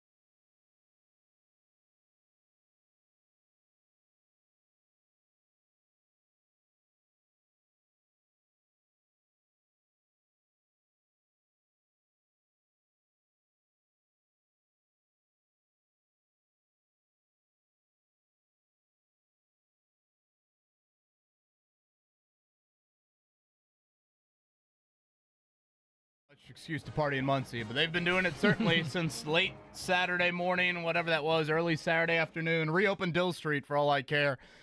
Chirp, chirp. The Cardinals are going to the tournament as a 12 seed coming up on Friday. They've got Ole Miss in round one. It's been a hell of a run with the women's program for Brady Sallee, and he joins us here on the Payless Liquors hotline. Coach, congratulations on making the tournament, and certainly we appreciate the time here before you guys head down to Columbia. Well, I tell you what, you got the party atmosphere right, and it started in Cleveland right after that game, and all the way down the highway back to Muncie. But I appreciate you guys having us on. Coach, I was trying to calm the kids down Saturday morning. I'm like, guys, this is a great game here, and all of a sudden you pull away in the fourth quarter, and I wanted the volume up to hear you post game. I'm struck by the mid-major coaches, and your resume is just littered with great teams, but this has been a bit of the elephant in the room for you, and all of a sudden you get there and you're talking one-on-one and you're at a loss of words, and I was just struck by that. Could you walk us through your overall emotions on Saturday? Well, you talk about the elephant on the room. I think you could see in that moment that elephant go away, and it, as much as through the years I tried to say the right things and use the coach speak and, tell everybody I wasn't going to let it define me. It was a motivator. Clearly I wanted to do it. I'd done it as an assistant, and as you alluded to, this is such a special time of the year that everybody wants to be included in. And so in that moment to know, I'll never forget seeing 12 seconds on the game clock and watching it wind down. And that's when I took a deep breath and realized, holy cow, we've done it. And forever indebted to these kids for getting me this. And, clearly not about me, but definitely a special time in my career. Coach, I had a chance to watch Allie Becky in the state championship a few years ago when I was covering high school sports, and I was like, man, she's a player, and she's staying home. What has she meant to this program and the fact that she stayed there to build this with you? Well, I think that's really one of the cool stories in this journey. These three kids, one from Kentucky and two from Indiana, come to us as freshmen. And, it was during a tough time in recruiting during the COVID years and all of that stuff. And these three kids came in and not only stuck with us for 4 years, but stuck with each other. They became best of friends. And I think that's the real part of what we do in college athletics, that this isn't told enough about the relationships and the lifelong relationships that come out of this. So Marie Kiefer and Maddie Bischoff and Allie Becky come here as freshmen. And then, Allie clearly has been the central component in this, right? She came in as a freshman, all-star point guard, and she's never looked back. She's continued to get better. We've continued to get better with her, and it culminated in what it did. But to see the kind of loyalty these kids had in the transfer portal years is unheard of. They could have gone and made money. They could have gone and played in so-called bigger leagues and all the stuff, and they chose to build a legacy and leave a legacy at Ball State. On that note, when you get in these moments, obviously you want to keep this going, you want to win, but what is the balance of telling your players, hey, enjoy this chase and don't let it just go right by you? Because these are the moments I would imagine you and your players look back on, years and years and years from now, but you only get to experience it one time. Right. Well, and, our president came to practice a couple weeks ago, right before we clinched the regular season. And he told them kind of the same thing you're talking about, guys, stay present, keep your feet on the ground, enjoy every single moment with each other, enjoy putting on that jersey. And that's what we've really tried to do, even as we clinched the regular season, even as we went to Cleveland. We tried to really step back and just enjoy each other in the moment. And that's what's special about this group is they really do enjoy each other. And for me, as cool as climbing the ladder and cutting down nets and hoisting trophies, seeing the smiles genuinely between each other, the hugs and the tears, And every team this time of year is going to tell you a little bit of the same thing. But for us, it's been awfully special because it's been a true 14-player effort, and that's the cool part with this. It's a hell of a story from Muncie. Again, it'll be 6 o'clock coming up on Friday. Ball State is a 12 seed taking on Ole Miss. Brady Sallee, the head coach, who's had a wonderful run in Muncie, joining us here on the Payless Liquors Hotline. Coach, you just touched on it. There's local flavor. You don't see this with a mid-major program, and that your ability to retain your top talent is just, frankly, too rare, if I could interject there, in today's climate. Let's talk about the game on Friday, though. We hear the 5-12 matchups quite often when it comes to tournament time. What is Ole Miss looking like, and where will the keys be for you guys to pull off the upset? Yeah, we were happy with the 12 seed. I think, as a mid, there's a little bit of a sign of respect for your program when you can get that 11 or 12. Once you start in women's basketball, once you get into that 13 and down, you're playing a home game or an away game on a true opponent's home floor in that first round. So we wanted to steer clear of that. But, nonetheless, we get an Ole Miss team who thinks they should have been hosting, so they've got a little bit of chip on their shoulder. What they do is they get up and they pressure every single movement you make, whether it's a cut, whether it's a dribble, a pass. They never give up on that part of it. Crash the boards extremely, extremely hard. So those two things are going to be big. We're going to have to take care of the ball. It won't be a game where I can call a bunch of plays. We're going to have to play in space. And then we're going to have to at least compete on the boards and keep that relatively close. But if they're getting pick sixes, if they're dominating glass, it's going to be a tough afternoon. If we take care of those two things, I think, we can make shots. We know how to do that part of it, and we can make this a whale of a ball game. Last one from me and get you out of here. But what is it like to be a part of the women's basketball rise in this state when all eyes are on it because of Caitlin Clark? Like, everyone wants to know what's going on in Indiana, and here you are doing your thing. Notre Dame's doing their thing, IU, and it seems like there's just this great appreciation and growth for the sport. Yeah, no, there's no doubt about it. I've been in this for over 30 years, and so to see where women's basketball is unbelievable. Just the fan support that we have been able to grow during Allie's time and Maddie's time has been unbelievable at our place. I've told this story. The first game I coached at Ball State, I walked out to 300 people. And I looked around. I'm like, yeah, we're going to change this. Well, this year we're playing over 2,000 people. I mean, our plays are rocking, and it's become a really hard place to play. But, you do tip your cap to Caitlin. She came up with Letterman this year and spoke. Our players were all front and center. And so what she's done for our sport, but then you've also got to credit everybody being ready to capitalize on it. And, I feel good about what our place has done. Clearly, what Terry's done at IU and what Niall's doing up at Notre Dame. This is a special state for women's basketball, and it's an important sport in this state, and we feel good to be a part of that. And hopefully some young kids are looking at what we're doing and saying, yeah, I want to do that. And that's a really cool part of this. Coach, that was an awesome March scene on Saturday. Congrats in experiencing and accomplishing that, and that party from Cleveland to Muncie, now to Waco. Hopefully it'll continue coming up here on Friday. Thank you for the time. I appreciate you guys so much. Thanks very much. That's Coach Brady Sallee, Waco, Texas. I think I might have said Columbia earlier. IU is down in Columbia as they will play Friday afternoon. Notre Dame will have a home game on their home floor. Stephen F. Austin also on Friday. Them and Indiana actually overlap a little bit tip time-wise. And Ball State, 6 o'clock on Friday in a 5-12 matchup. James, you've mentioned it. Allie Becky Brownsburg, Madeline Bischoff, Roncalli, Alex Richard, Avon. A lot of local flavor on this Cardinals roster. I love it. You get to play with some of your friends, and you get to represent your state and do it at home. Didn't have to go anywhere to build a winner. You built it here.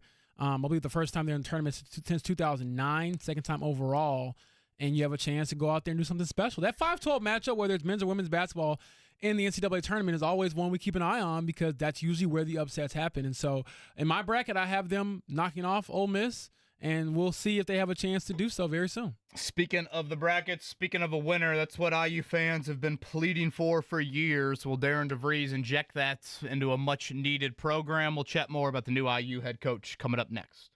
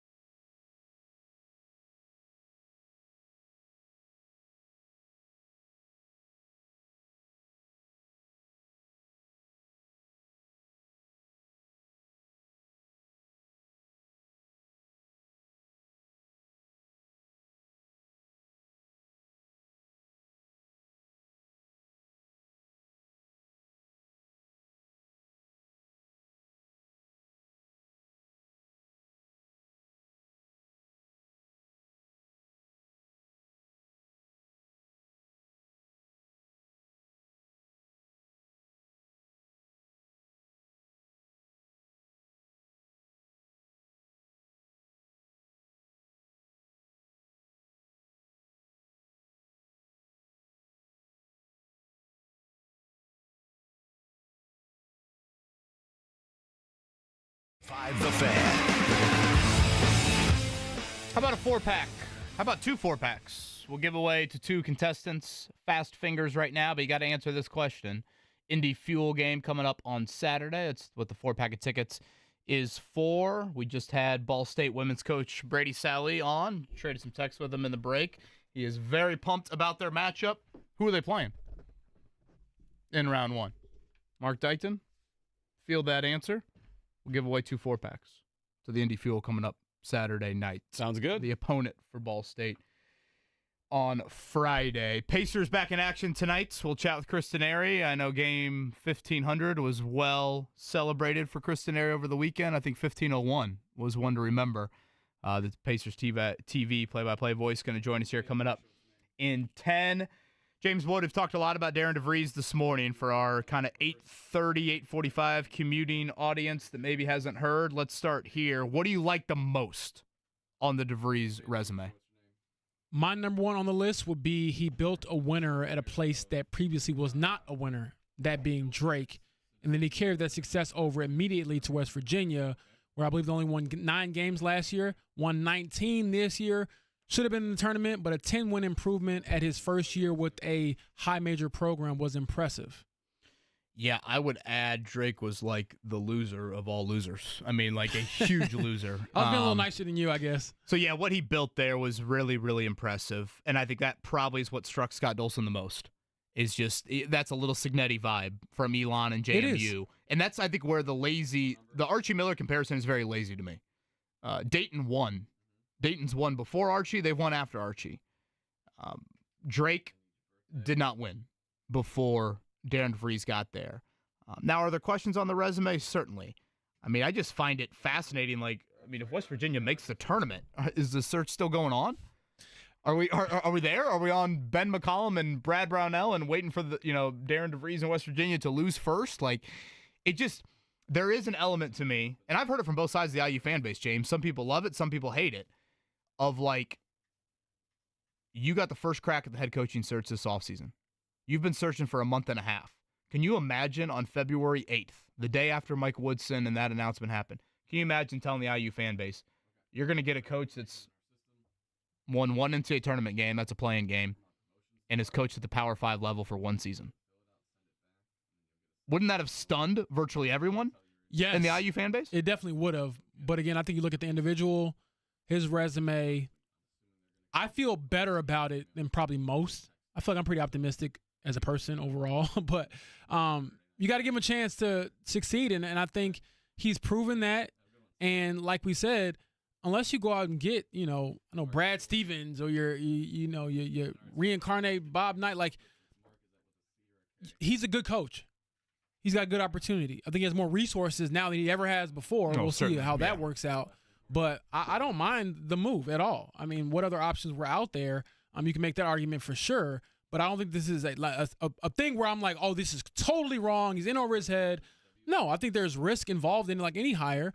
But I would lean more towards his working out than not, in my opinion. Because as you said, KB, you have to mess up a lot to not build a consistent winner at IU. And we're just saying, in years past, you should be in the tournament comfortably every year.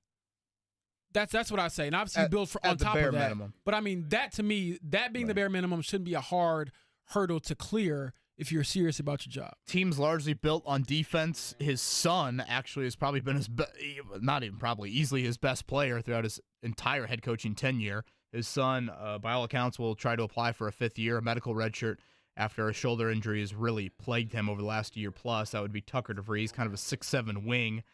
Comes from a Creighton coaching tree background. And Greg McDermott, Dana Altman, TJ Altenberger, the Iowa State coach, who a lot of IU fans are curious about.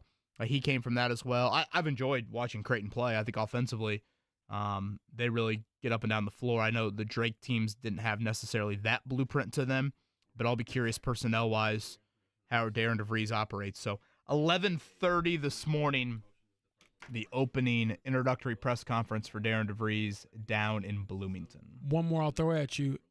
If you were down there, what question are you throwing out there to him if you're given one?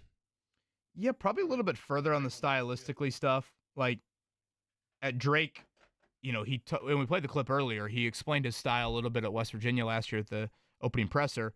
And he said, like, hey, we love to get out in transition. We want to score in the first 12 to 15 seconds of the shot clock. Yet, no numbers really indicate that they've been like that. Yeah. So that would be a question. Last year at West Virginia, they played very slow. Was that because of personnel? And this is a question he can't answer, but just this is a dude that strikes me as basketball junkie that wants to lock himself up in the basement of Assembly Hall. So when they do the thing at Huber Winery, when they do the thing of, whining and dining the IU fans, how open to that will he be? So, again, a couple other items. West Virginia did have a fairly good recruiting class, I think, especially for West Virginia. Will he bring some of those guys? Corey Barnett, who was on the Tom Crean teams early on, he has been with Steve Alford now, was actually at West Virginia last year. Would he come over here? He's got some ties throughout the state, not only high school-wise, but AAU-wise. Ironically, the associate head coach for Darren DeVries was Archie Miller's top assistant at IU and Tom Ostrom. So I don't know if that's awkward or not, but we'll see what the staff makeup looks like as well. On the other side, Pacers back in action tonight. Chris Denari, TV voice, had a hell of a Monday night. We'll chat with him next.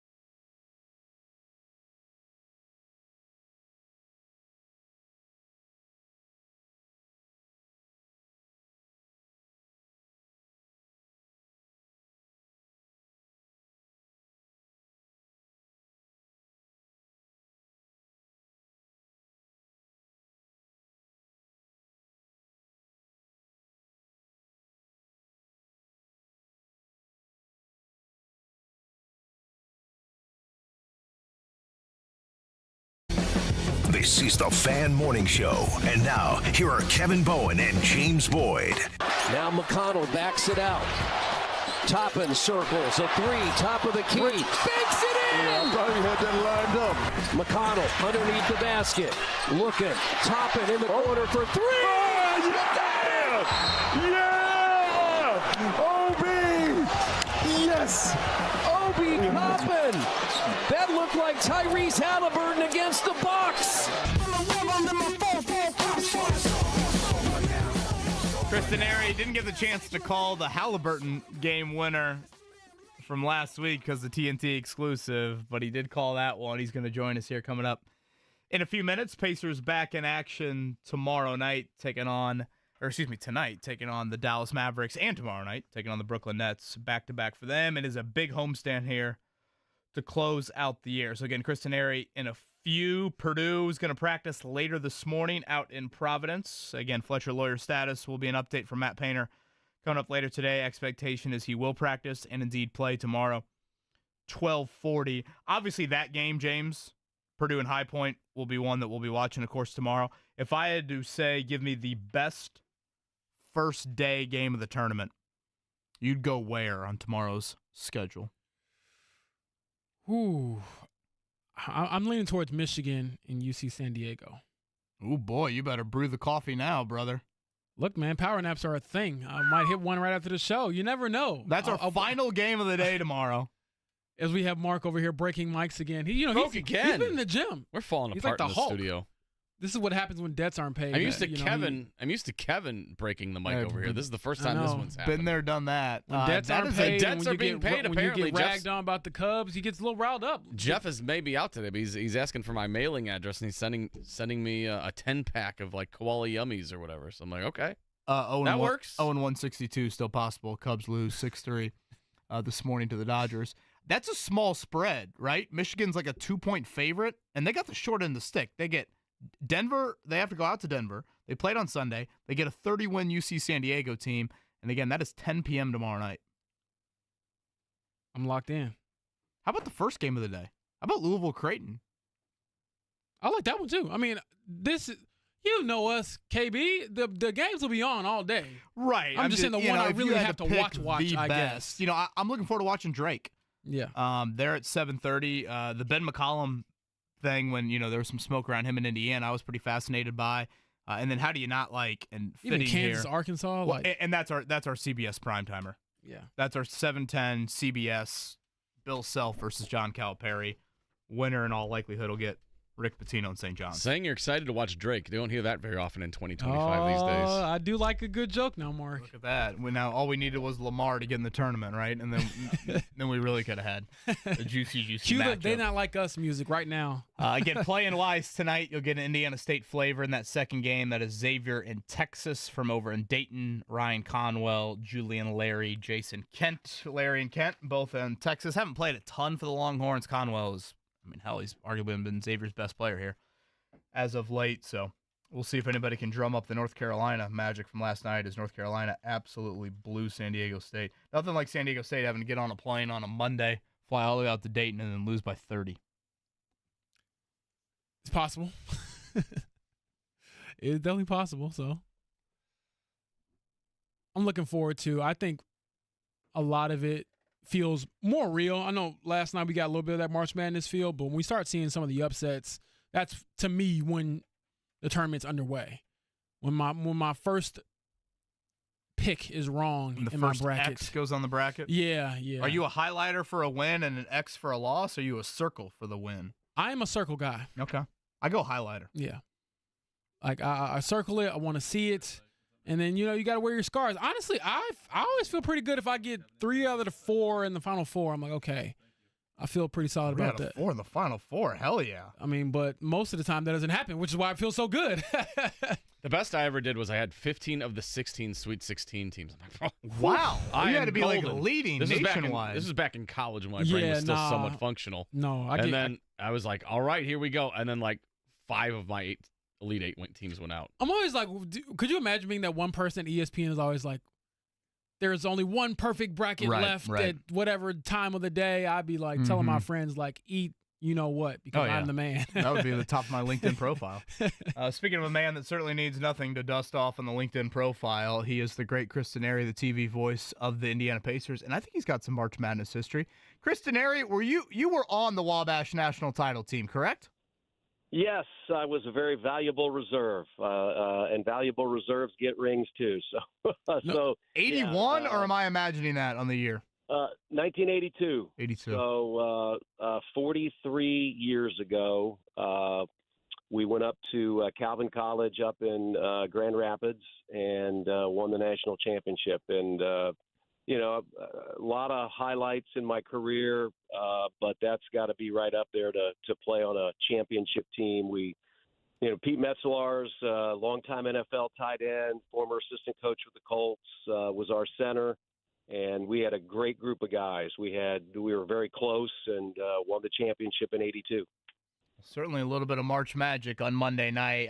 I tweeted out, I wasn't trying to be hyperbolic. I thought it's the wildest Pacer win I've ever seen. You've called 1,500 and now one of these games. I mean, am I being a little too prisoner of the moment? I just thought the whole script, the nature of the overtime, Obi's shot, I can't recall a wilder one. No, I think you're right. And also in context in the season, this is a team that's competing for something. I think there was a win a number of years ago where an undermanned team, I remember Kiefer Sykes, I think, out at Golden State, but that was a whole different situation. I mean, this is a team fighting for something with 4 starters starting tonight not playing. Then Nembhard gets ejected, and then Benedict Mathurin fouls out. So really you have probably your top 6 players not on the floor. You've got Tony Bradley, a guy on a two-way, Quentin Jackson doing what he does. It was fantastic. And you're doing it against a team that at the time is the hottest team in the NBA with 8 straight wins. So just a terrific win. The fact that they hung in there, especially when Minnesota made that run to the fourth quarter to go up 8, Target Center was loud. And you, in the back of your mind, you're thinking, hey, they've put up a good fight. But they just kept hanging in there. I thought the shot that McConnell hit to end regulation, that was a tough shot. That was a leaning shot, oversized, and then to come back from a 5-point deficit in overtime. I think you're right. It's one of the most memorable games I can remember. Chris, what did you think about just the poise from guys who you alluded to who aren't normally in those situations, like Quentin Jackson, Tony Bradley and others who I was like, man, time and time again, it wasn't just one guy keeping you all tethered or keeping the Pacers tethered. It was multiple guys and some guys who don't even see minutes tonight. Yeah, I think you got to go back. Like for Quentin, you go back when Shepard and Nesmith and Nembhard were all injured. Quentin started 7 games back in November. And so I think that his opportunity had been there. He had played in a starting role. He had played in some high-level games. So I think that worked to his advantage. And if you look at Tony Bradley's resume, I mean, he's played 7 years in the NBA. This is a chance to get back in the NBA after sitting out a year ago and then playing in the G League down in the Atlanta area for the Hawks G League team. So I think the advantage for those guys is they've been in some situations like that, and they were able to react very positively. And Chris Denari is with us here. Pacers back at home. That's the definition, really, of the final month of the season. Certainly one of the more home-loaded schedules. Frankly, I think one of the easier schedules. I know a couple games in there, some marquee opponents, but I assume Cleveland will be resting the final game of the season. The Lakers, of course, banged up. Denver, well-documented their situation. Chris Denari with us here on the Payless Liquors hotline. Did you give Michael Grady like a noogie after the game? Did you talk smack to him? It was interesting because we spent a lot of time before the game just talking about both teams. Both teams were conference finalists from a year ago. Minnesota playing very well, and at that point, after Rick had met with the media, we knew who was going to be out. And I think they were highly disappointed. Jim Peterson is a great guy. He's the analyst with Michael, and he was a longtime assistant coach with the Lynx in the WNBA. And I think he was stunned. He was absolutely stunned with what had happened. I just don't think they thought that the way the Timberwolves were playing, that even that they would still play to their capabilities. And I think the Pacers hit them in the face in the first half, and then in that third quarter they got back to reality. but I think, with McConnell and Toppin and those guys, they were ready for the challenge. So they were very disappointed, I can tell you that. There were some dour faces when I looked over. I was pretty geeky, let me tell you that. He's a lot nicer than me because I would just rub it in. I loved your reaction after Tyrese's shot last Tuesday. That was all.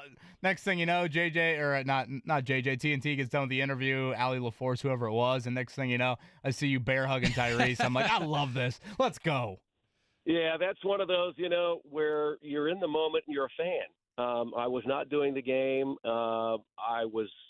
I like doing the games because I get very, very nervous when I'm just watching. And you can ask my wife some of those playoff games last year, sitting in the basement trying to watch a game with her. I think she would like me to be on the road or doing the game because when you work for a team, absolutely when we call a game, that we want the Pacers to win, but we also try to be as objective as we can be because we represent the brand of the NBA.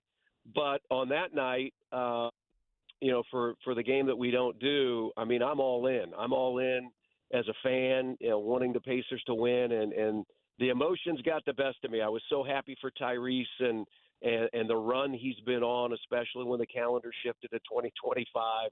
That was just a big shot last week. And then it's sort of ironic that a week later, the Pacers win a game virtually on the same spot of the floor. I mean, Obi flying to his left, hitting a three, pretty special. So, obviously, you get the chance to come back home and sleep in your own bed for a little while. How big do you think this home stretch is, Chris, for the Pacers' seeding and where they could be just playoff positioning-wise? Well, isn't it interesting, guys? After the loss to Milwaukee on Saturday, you fell to fifth and you lost the tiebreaker, and here we are on Wednesday morning, and the Pacers in fourth after they beat Minnesota, and Milwaukee loses a couple of games to Oklahoma City and Golden State. So when I looked at the schedule when it came out, and I saw how road-heavy it was early, and 11 of the last 15 at home, I was hoping that the Pacers would put themselves in position to take advantage of this schedule. Now, just because you're home doesn't mean you're going to automatically win games. I mean, we saw what happened in Minneapolis on Monday with an undermanned Pacers team playing against a very good Minnesota team. But I think this team understands what it needs to do. They put themselves in this position after a 10-15 start. So you look at this and take advantage of having 11 of your last 15 at home. And I don't know if you can catch the Knicks, but you can put your stamp on the fourth position because you've got a homestand coming up, and Milwaukee has 4 more games out west. And so in a matter of a week, if you take care of business, you might have a 2, 3, or 4 game lead over Milwaukee, and then you'd be in pretty good shape trying to hold down the 4 seed. This is our final WTHR simulcast of the year, is that right? Yes, it is the 5th and final simulcast of the year with FanDuel Sports Network and Channel 13 tonight. So if for some reason you do not get FanDuel Sports Network, again, WTHR, Pacers and Mavericks tonight at 7, Brooklyn tomorrow back-to-back, and again, the Nets coming up on Saturday. Chris, I've known you long before I ever called you Chris. I called you Coach. I probably called you Mr. Denari, honestly. Just awesome accomplishment. The 1,500 number, I thought it was so cool. I'm glad the Pacers recognized you as much as they did. You are the definition of a pro, and you're just a great, great human. So thank you for what not only I think you've meant to many Pacers fans, but certainly myself as well. And congratulations on really an incredible, incredible accomplishment. Well, thanks so much, Kevin. It means a lot. And for me to do this in my hometown, it's really, really special. A lot of people get to, be a play-by-play voice, but they don't necessarily do it. Went to high school and college and, worked the better part of their career. So it's very, very special. And just appreciate it so much. It deserves maybe double the amount of money for putting up with Quinn Buckner on 82 nights out of the year, right? Right. Oh, it's hard to believe we've been together 19 years. I mean, we've had a great run, and listening to that call the other night, and just how excited Quinn was when Obi hit the shot, it was awesome. It was a hell of a call. You guys matched the moment, certainly there. Congrats on that, and we'll be tuning in tonight at 7. All right, thanks, guys. That's Chris Denari right there, Pacers TV voice on the Payless Liquors hotline. Can you name more Mavericks that will play or more Nets that will play tomorrow? I probably can do more Mavericks. All right, Mavericks. I know Clay, PJ Washington. What did I say? Did I say Dinwiddie earlier? Yes. Jaden Hardy, I think is one of them. I used to read the books. Those are pretty good books, right? The Hardy Boys. Yeah. Max Christie, right? Isn't he Yes. getting some run after the trade? Yes. Boy, I'll tell you what. I don't think I can name a net. Is the kid from LSU? Is Cam Thomas still shooting a bunch? Yeah, Cam Thomas is still there. Is it Cam John? Who's Cam Johnson. He was rumored to be in the there trade as well. So that's 2 Cams. Are they playing or are they hurt? I know Johnson's, I believe, is available. Okay. I would have said Spencer Dinwiddie's on the Nets if I wouldn't have said he's on the Mavericks, so I guess I have to rule that out there. I got nothing. Is there a dude from Baylor on their team? D'Angelo Russell's still around. Really? Is Claxton? Nick Claxton, yes. Oh, man. So you know more. You got to give yourself more credit, KB. I mean, that's literally where I stop. You're a basketball connoisseur, my man. I can't name another net. Mark, give us 2 or 3 more nets. Tyson Etienne, Noah Clowney, Killian Hayes. Clowney. Okay. Maxwell Lewis, Tyrese Martin. Killian Hayes is a bust of a top 10 pick. Yeah, I don't know a lot of these names. And honestly, I don't watch a lot of bad basketball, so that's why I don't know them. I don't know if the numbers would back it up, but again, I would assume Cleveland will rest the final game of the season. They're going to be easily clinched at that point. Yeah. I would guess the Pacers have one of the easier schedules the rest of the way. When you factor in the amount of home games, and like LA is still going to be banged up when they see them. I mean, I know you got Minnesota, you still got Denver. I think you've got one more with Cleveland that they might be playing their guys, but compared to Milwaukee, I think you got a very favorable schedule. Yeah, coming home for this stretch and having played so many games on the road, I believe it was honestly more than anybody else in the NBA for a while there. Now is the time to kind of get healthy, get in your own bed, and get rolling for what should be an interesting playoff run, mainly because the narrative is that you fluked your way through it last year. Can you do it again? All right, coming up in a few, we will get back to Darren DeVries. What style is he looking forward to playing? You can hear that. His opening presser coming up at 11:30 today, but we'll throw that audio your way coming up in a bit. Before that, let's go ahead and check it down. The Morning Checkdown, brought to you by the Women's Basketball Invitation Tournament. Elevate the game at the WBIT, coming to Hinkle Fieldhouse March 31st and April 2nd. All right, one more note on the Pacers. Injury report-wise, much better shape than it was on Monday. Miles Turner, Aaron Nesmith off of it. Jarris Walker is questionable. That's an addition. Tyrese Halliburton, Pascal Siakam, both questionable. James, I know that, again, Siakam missed Monday due to personal matters. Halliburton's missed a couple games here of late. Those two, they missed one game in the first, 60 of the season. You would have signed up for that at the start of the year. So I guess basically it looks like the Halliburton-Siakam absences shouldn't be too long. With Tyrese, though, I'm curious, is this going to be an either-or with the back-to-back coming up? Again, he did play both on Friday, Saturday, but will this be an either-or situation coming up tonight? Yeah, it's one of those things where you don't want to aggravate what he's got going on with his lower back, and if it calls for more rest, then you do accordingly. 7 o'clock tonight, as we said with Chris Denari, the final WTHR game of the season. All right, over in Tokyo this morning, 6-3, the Dodgers over the Cubs. Shohei Ohtani went yard. Mark, I think, was complaining for fan interference. Yeah, and that's not just consensus. I had some Cardinals fans in the chat agreeing with me that was not a home run. There was a fan interference. Hands over the wall would not have counted as a home run if that fan didn't touch the ball. It wouldn't have mattered. But still. That's the only thing Mark can celebrate here. An 0-2 start to the season, and that should be a nice plane trip home for the Cubs. What an idiot. I'm such an idiot. Yesterday was arguably the worst show I've ever had. Oh. Where'd that come from? Dang, little birdie kind of dropped that in there. It'd be funny if we all had to wear these blood pressure monitors and see what the blood pressure is like when other guys touch it. What? Whoa. Easy, Kevin. Are you splicing together audio? Are you sure? I'm pretty sure. I don't know. That seems AI what generated. In the world? I don't know if that was me. Playing last night from Dayton. How about the finish in the first game? Alabama State at the buzzer there. A Hail Mary heave. It looked like a car crash underneath the rim. Armand Knox gets it, lays it in at the buzzer. James, that was chaos. That was March, and I loved it. It was awesome. That's what you live for right there. The moments where it gets tight and you make a name for yourself and you get to tell everybody back home, I'm on TV doing my thing. March Madness is here. It feels like we have had an 11 seed win out of You see Dayton. Mark's little mischievous face, like a little kid back here. I've not seen him smile this much. Kevin since and I have doing worked this. together for so long. I have so much audio on him. It's just unbelievable how much blackmail he has on me. If I ever get fired, I'm like, Mark, can you send me those clips from my resume? Sure, I have. You are hot. You're touching animal dung on the Westfield turf here. That's what Mark would be sending me here. Whoa, did the Easter Bunny get inside of you? Whoa. North Carolina 95-68 over San Diego State last night. They're up 24 at half. Will you be picking a play-in winner to win a game in the actual bracket? I feel like it does happen on a frequent basis. I mean, North Carolina. Like, will you pick them now to win? They got Ole Miss now.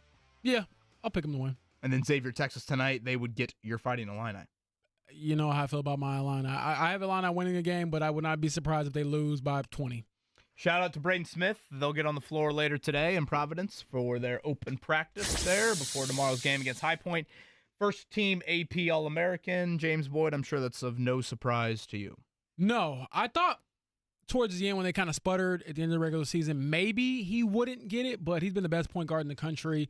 I believe a lot of coaches would say that, even non-Big Ten coaches. And so hats off to him for stepping into some huge shoes to fill with one Zach Edey going to the NBA. And I think Brady Smith has done a great job of taking his game to another level and continuing to lead this program. I'm curious tomorrow with High Point. Again, Purdue, unlike last year, they're not going to overwhelm you necessarily in the layup line. Like when Grambling saw Edey, it was like, oh boy, should we go back to Dayton? Can we play another playing game? But Braden Smith, his ability to orchestrate it all, that is overwhelming. Like that is something that, again, physically, it's not like you haven't seen a point guard of his size or maybe even his speed, but still, the pace that he plays with and his ability to be so skilled. How does High Point face that? And I've said it all week long, and I'll continue to say it. High Point played nobody this year. But I'm curious, does Purdue, do they overwhelm them in that area? If that makes sense. I know I'm not explaining it perfectly well. Physically, it's not like Purdue is a bunch of 6'9", 6'10", 6'11 dudes on the front line, or, athletically, maybe they're the most, insanely gifted team, but they still have literally an AP first-team All-American. High Point didn't see that this season. They've seen one quad one opponent. How does Purdue kind of impose their will that way, if that makes sense? I think it starts with Braden, obviously, because he is their best player. He is their leader, and I would expect him to have a big game. And I live by the saying, guards win in March. So if you have an experienced guard, someone who can handle the ball, who can run the offense, who can create offense, you're in good shape. You look at a lot of the upsets in recent years, it's because the guard play usually is what does it or what initiates a lot of the action in the offense. And then from there, I think it's, Trey Kaufman doing his thing on the post, but what else can you get from the others? Yeah. Cam Miles Colvin and Cam Heide, who have played great as of late, I think, continue to shoot the ball well, give you some athleticism, rebounding, things like that. And I think the key to them advancing is also just gang rebounding. I mean, I know that there's never going to be a strength of this iteration of this Purdue team, but you can't get killed on the glass, every game and expect to go out there and consistently win. And so if you can kind of just keep it close on the glass, you should be in good shape. But as far as this first game goes, get out early, start fast, and then impose your will, which starts and stops, I believe, with Braden Smith. High Point does have a 7-footer, not an incredibly high usage guy, but does that length bother Trey Kaufman run at all? Just maybe something to keep an eye on here. Coming up tomorrow, again, that is 12:40 from out in Providence. We'll get a Fletcher Lawyer update from there coming up later today. On the other side, we'll continue the Darren DeVries conversation. Stylistically, what should IU fans expect? We'll toss that your way coming up next.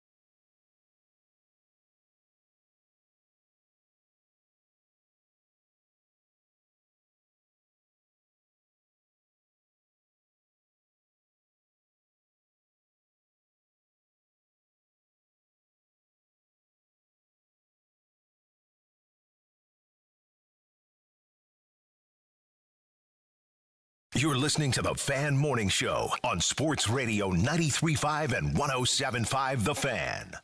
We'll actually have some local programming coming up for you here in 2 hours. We will carry the start of the Darren DeVries press conference at 11:30. So it sounds like Jake Query, shockingly, is going to actually show up to work early and intro that press conference for you there. You think he'd tell Coach DeVries, do you know who I am?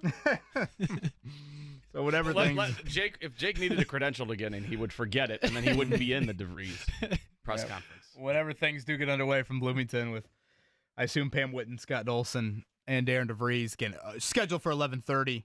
We'll carry some of that, and obviously Jake will have you covered at noon today. James Boyd, you have sent out your Final Four, have you not?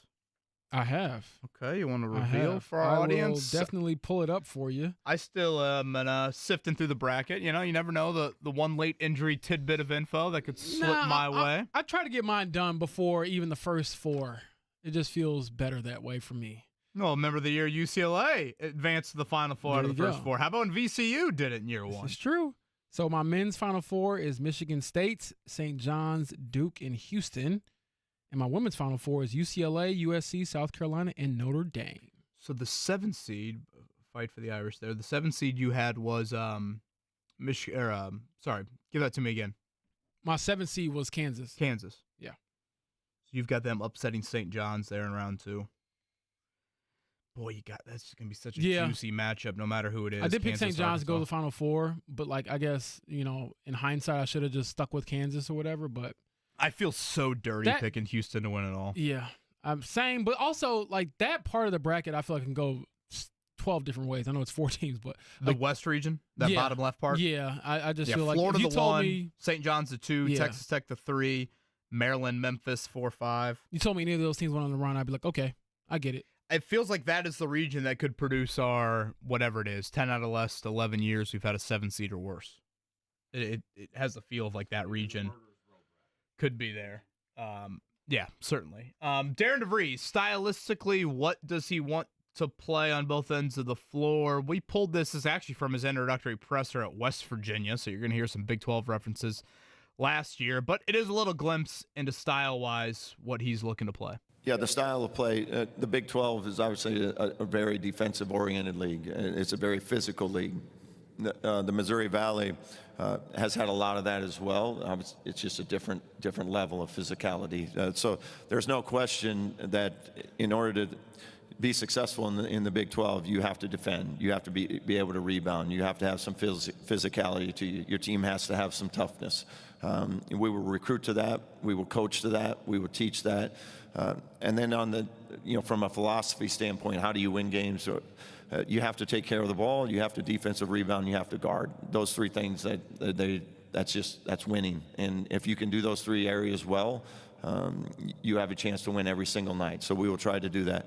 Offensively, it starts with getting stops. But once we get the ball, I think when you reach out and you talk to people in our league, the thing they fear the most is our transition game. And that has to come off of getting defensive stops. It's not something we talk about every day, it's something we do every day. If you come watch us practice, we're going to practice transition. Our goal is to score in the first 12 seconds of every possession. Because if you can score against a broken defense, it gives you an opportunity to score a lot better chance. And that's what we're going to try to do. It's what we'll emphasize every single day. Teams in this league, they go offensive rebound. So you have to make them pay for doing that. And you have to get bodies on people. You have to be physical. And then once you get it, you have to get out and transition and run. James, I would say what has kind of held true is defensively, that's been the calling card for Darren DeVries. And he harped on it obviously there. That has certainly been true. I don't know if the numbers quite back up his words of playing fast and et cetera, tempo-wise. West Virginia, you maybe could point to injuries this past season. He kind of had a hodgepodge something together. But at Drake, they weren't a super fast team by any means, but defensively has easily been the biggest consistent item of his tenure. I wouldn't say they've been elite really in anything, but if you want to point to something they've been pretty good in, defensive end of the floor. I don't mind that. I think when he was describing the Big 12, it sounded similar to how you would describe the Big 10. Defense, probably clogged paint, Maybe not the fastest pace in the world. I know he talked about pace, but there are some similarities there that I think can translate over. And again, I just go back to, yeah, he might not have the high major experience to the level of certain other coaches who might have been candidates, or he might not have the NCAA tournament experience or success. But again, he built a winner from nothing, went to West Virginia, and, the second year post Bob Huggins, after a disastrous first year without, the legend that he is for that campus and that franchise, not franchise, I'm sorry, school, he was able to turn them and flip them into a winner in 1 year. And so I would expect the expectations to be high. They should be in IU. I think he's going to embrace that and start off pretty strong. Yeah, again, what stood out to me the most, and Darren DeVries' name got thrown around with Notre Dame a little bit last coaching cycle, so I'd kind of done a little bit of homework on him then. He turned Drake from a loser into a winner. And that is unlike what Archie Miller did at Dayton. I think I saw a lot of people say, hey, this is Archie 2.0. It's Archie 2.0. I'm like, well, it's not really true. Dayton won. They won before Archie. They won after him. Drake wasn't winning at all before Darren DeVries. So I will say after Tucker DeVries does graduate, assuming he gets a fifth year at Indiana, it will be like life without your son. I know it sounds kind of weird, like Indiana high school basketball league of his son has been easily his best player here throughout his coaching tenure. So that'll be a little bit of an adjustment. But again, Darren DeVries, 11:30 today. We will carry that on these airwaves. Will you be coaching Max Bowen someday? Is that in the wheelhouse? I mean, part of me would like to, but I think it's also very healthy for them to hear other voices. And I don't want to pretend like I'm some super knowledgeable basketball savant here either. So I think it'd be. My dad coached me all throughout growing up, and I loved it. But at the same time, I do think, there comes a point in time where it's important to hear other voices. Not to get all youth parenty here on the airwaves, but honestly, it's probably a good summer topic. Just a random summer day of those phone lines would probably light up instantly. But yeah, how you kind of view coaching your kids. I think coaching them at this age, I coach Rosie's soccer teams. It's not like Yeah, a little different when you're, going to. All I am is trying to herd cattle of the, blueberries or whatever the hell our team name is. Yeah, I don't know. A little bit different stakes when you're going over to IU with your son. But I will say, you're not having to run wind sprints at all. Yeah, I can't say we're doing unless there's a juice box waiting in the goal. I don't think that's what I should say. Imagine there's Dunkaroos in the goal, kids. Yeah. Oh, you'd be running there then. I was gonna say. Hell yeah, it would be. But again, this isn't the stereotypical daddy ball. His kid can really play. If he's healthy, he'll be a big boost, assuming he comes over and gets the medical red shirt for IU. And so, again, I'm curious to just hear what he has to say. And I go back to what Rabjohns said earlier, why IU? They chose you, obviously, but you had to choose them as well. And so what stood out to him about the program, hearing his words and kind of getting through some of the coach speak and some of the things that we always hear. Why? Because we know it's more pressure, and you could have stayed there. And like you said, KB, you went to West Virginia. No one's going to really be complaining if you're just good. But being just good here is not necessarily what people want. They want it to start out. Obviously, they want better than what they've had. But, no one's going to be patting you on the back too much if you win 20 games, and that's your peak. You got to do a little bit more here to, I guess, reestablish that program. A tweet here from listener Jim wondering where Jeff is. Jeff will be back on Monday. No worries here. Charlotte for Jeff. That's one of our sister stations down there. So. Oh, I thought Mark had sent the henchman. He is an odd way to go about getting snacks, having to go all the way to Charlotte, but I'm not going to complain. A lot of direct flights, Indy to Charlotte. So you can make that happen. Jeff will be back on Monday. All right, we'll do it one final time. Kevin Bowen, James Boyd, Mark Dykton. We've got you for the rest of the week. One final time here on this Wednesday morning.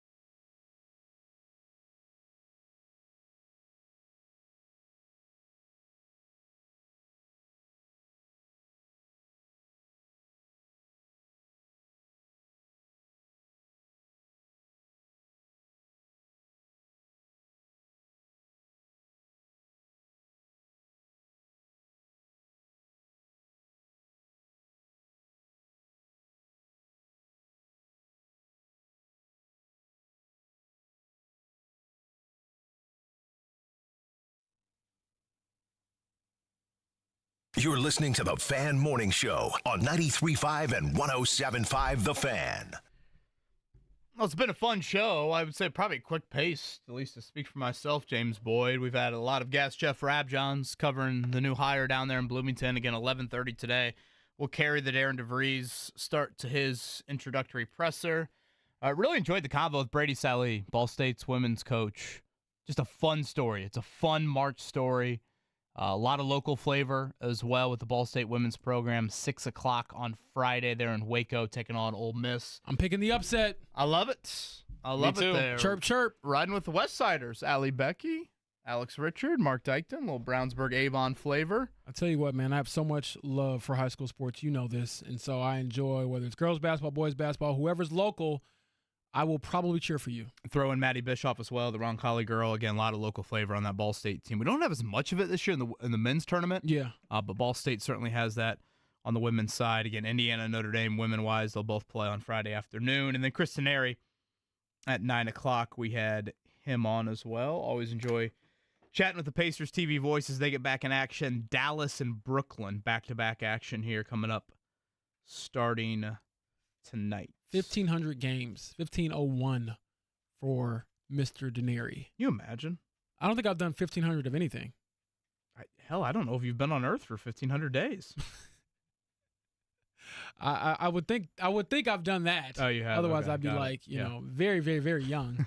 I guess 1,500 days is 4 years, Kevin. Mark, I was kidding. I was gonna say, am I gonna My be youngest like, hasn't been around that Yeah, long. I was gonna say, am I gonna be like the Tyrese Halliburton leap year? Do you just not count it or something like that? But yes, I've been along.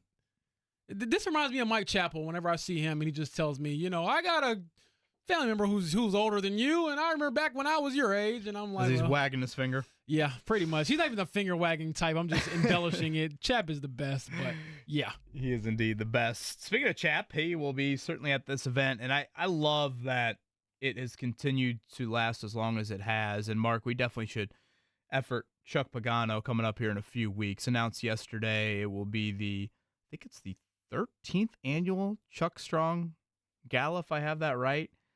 Coming up April 11th, and Jim Kelly will be the marquee guest alongside of Chuck Pagano. Last year was Andrew Luck. Obviously, I think the Jim Kelly cancer journey beyond documented. I mean, I think everybody knows that story. So I think that'll be a really, really cool night there. They have raised $15 million for cancer research. So what Jim Irsay and his family have done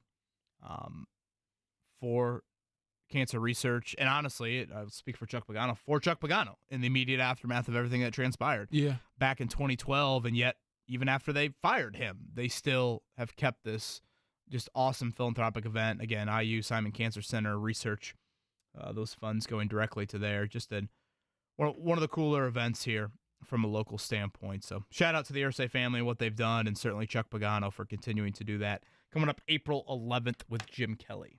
Got a chance to talk to Andrew Luck, I believe, at one of the more recent ones. So that was interesting as well. Mm-hmm. Yeah, last year we were out there catching up with Andrew Luck. He would probably appreciate a little nerdy stat of the day. Mark Dyson.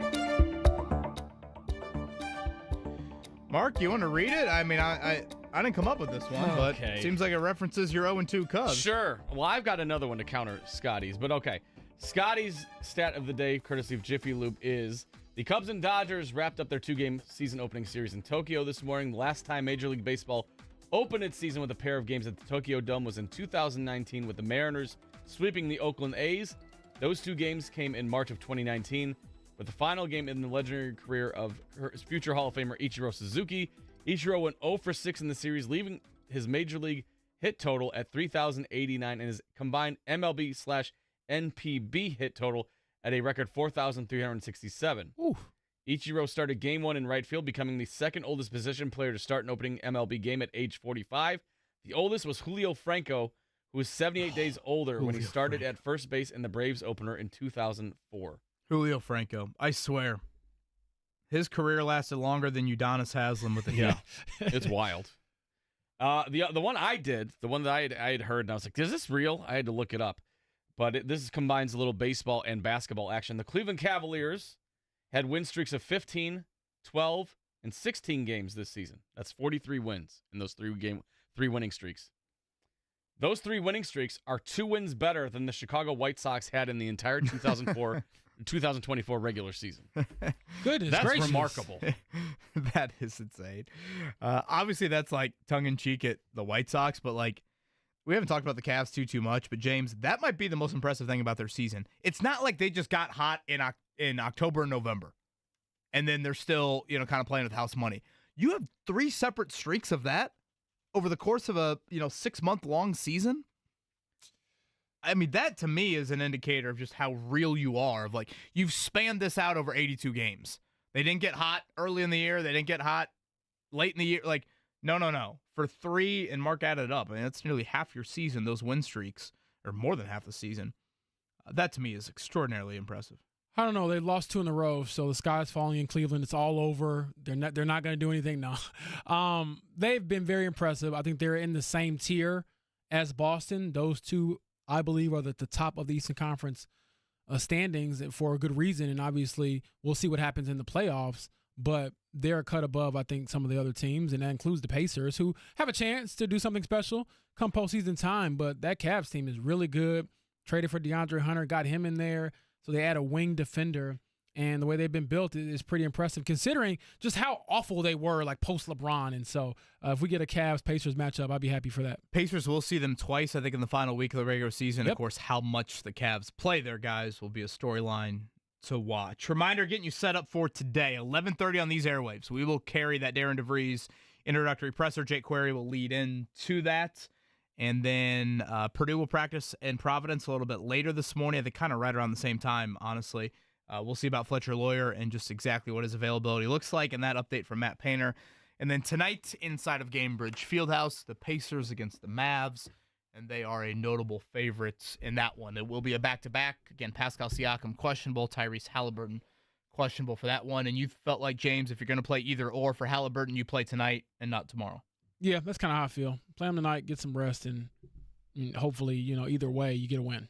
Thank you to Jeff Rabjohns. Thank you to Ball State women's coach Brady Sallee, and thank you to Chris Denari. And most importantly, thank you to you guys, the listeners. Enjoy your Wednesday. It'll be us trio again tomorrow. Kevin Bowen, James Boyd, Mark Dykton signing off on 93.5 106.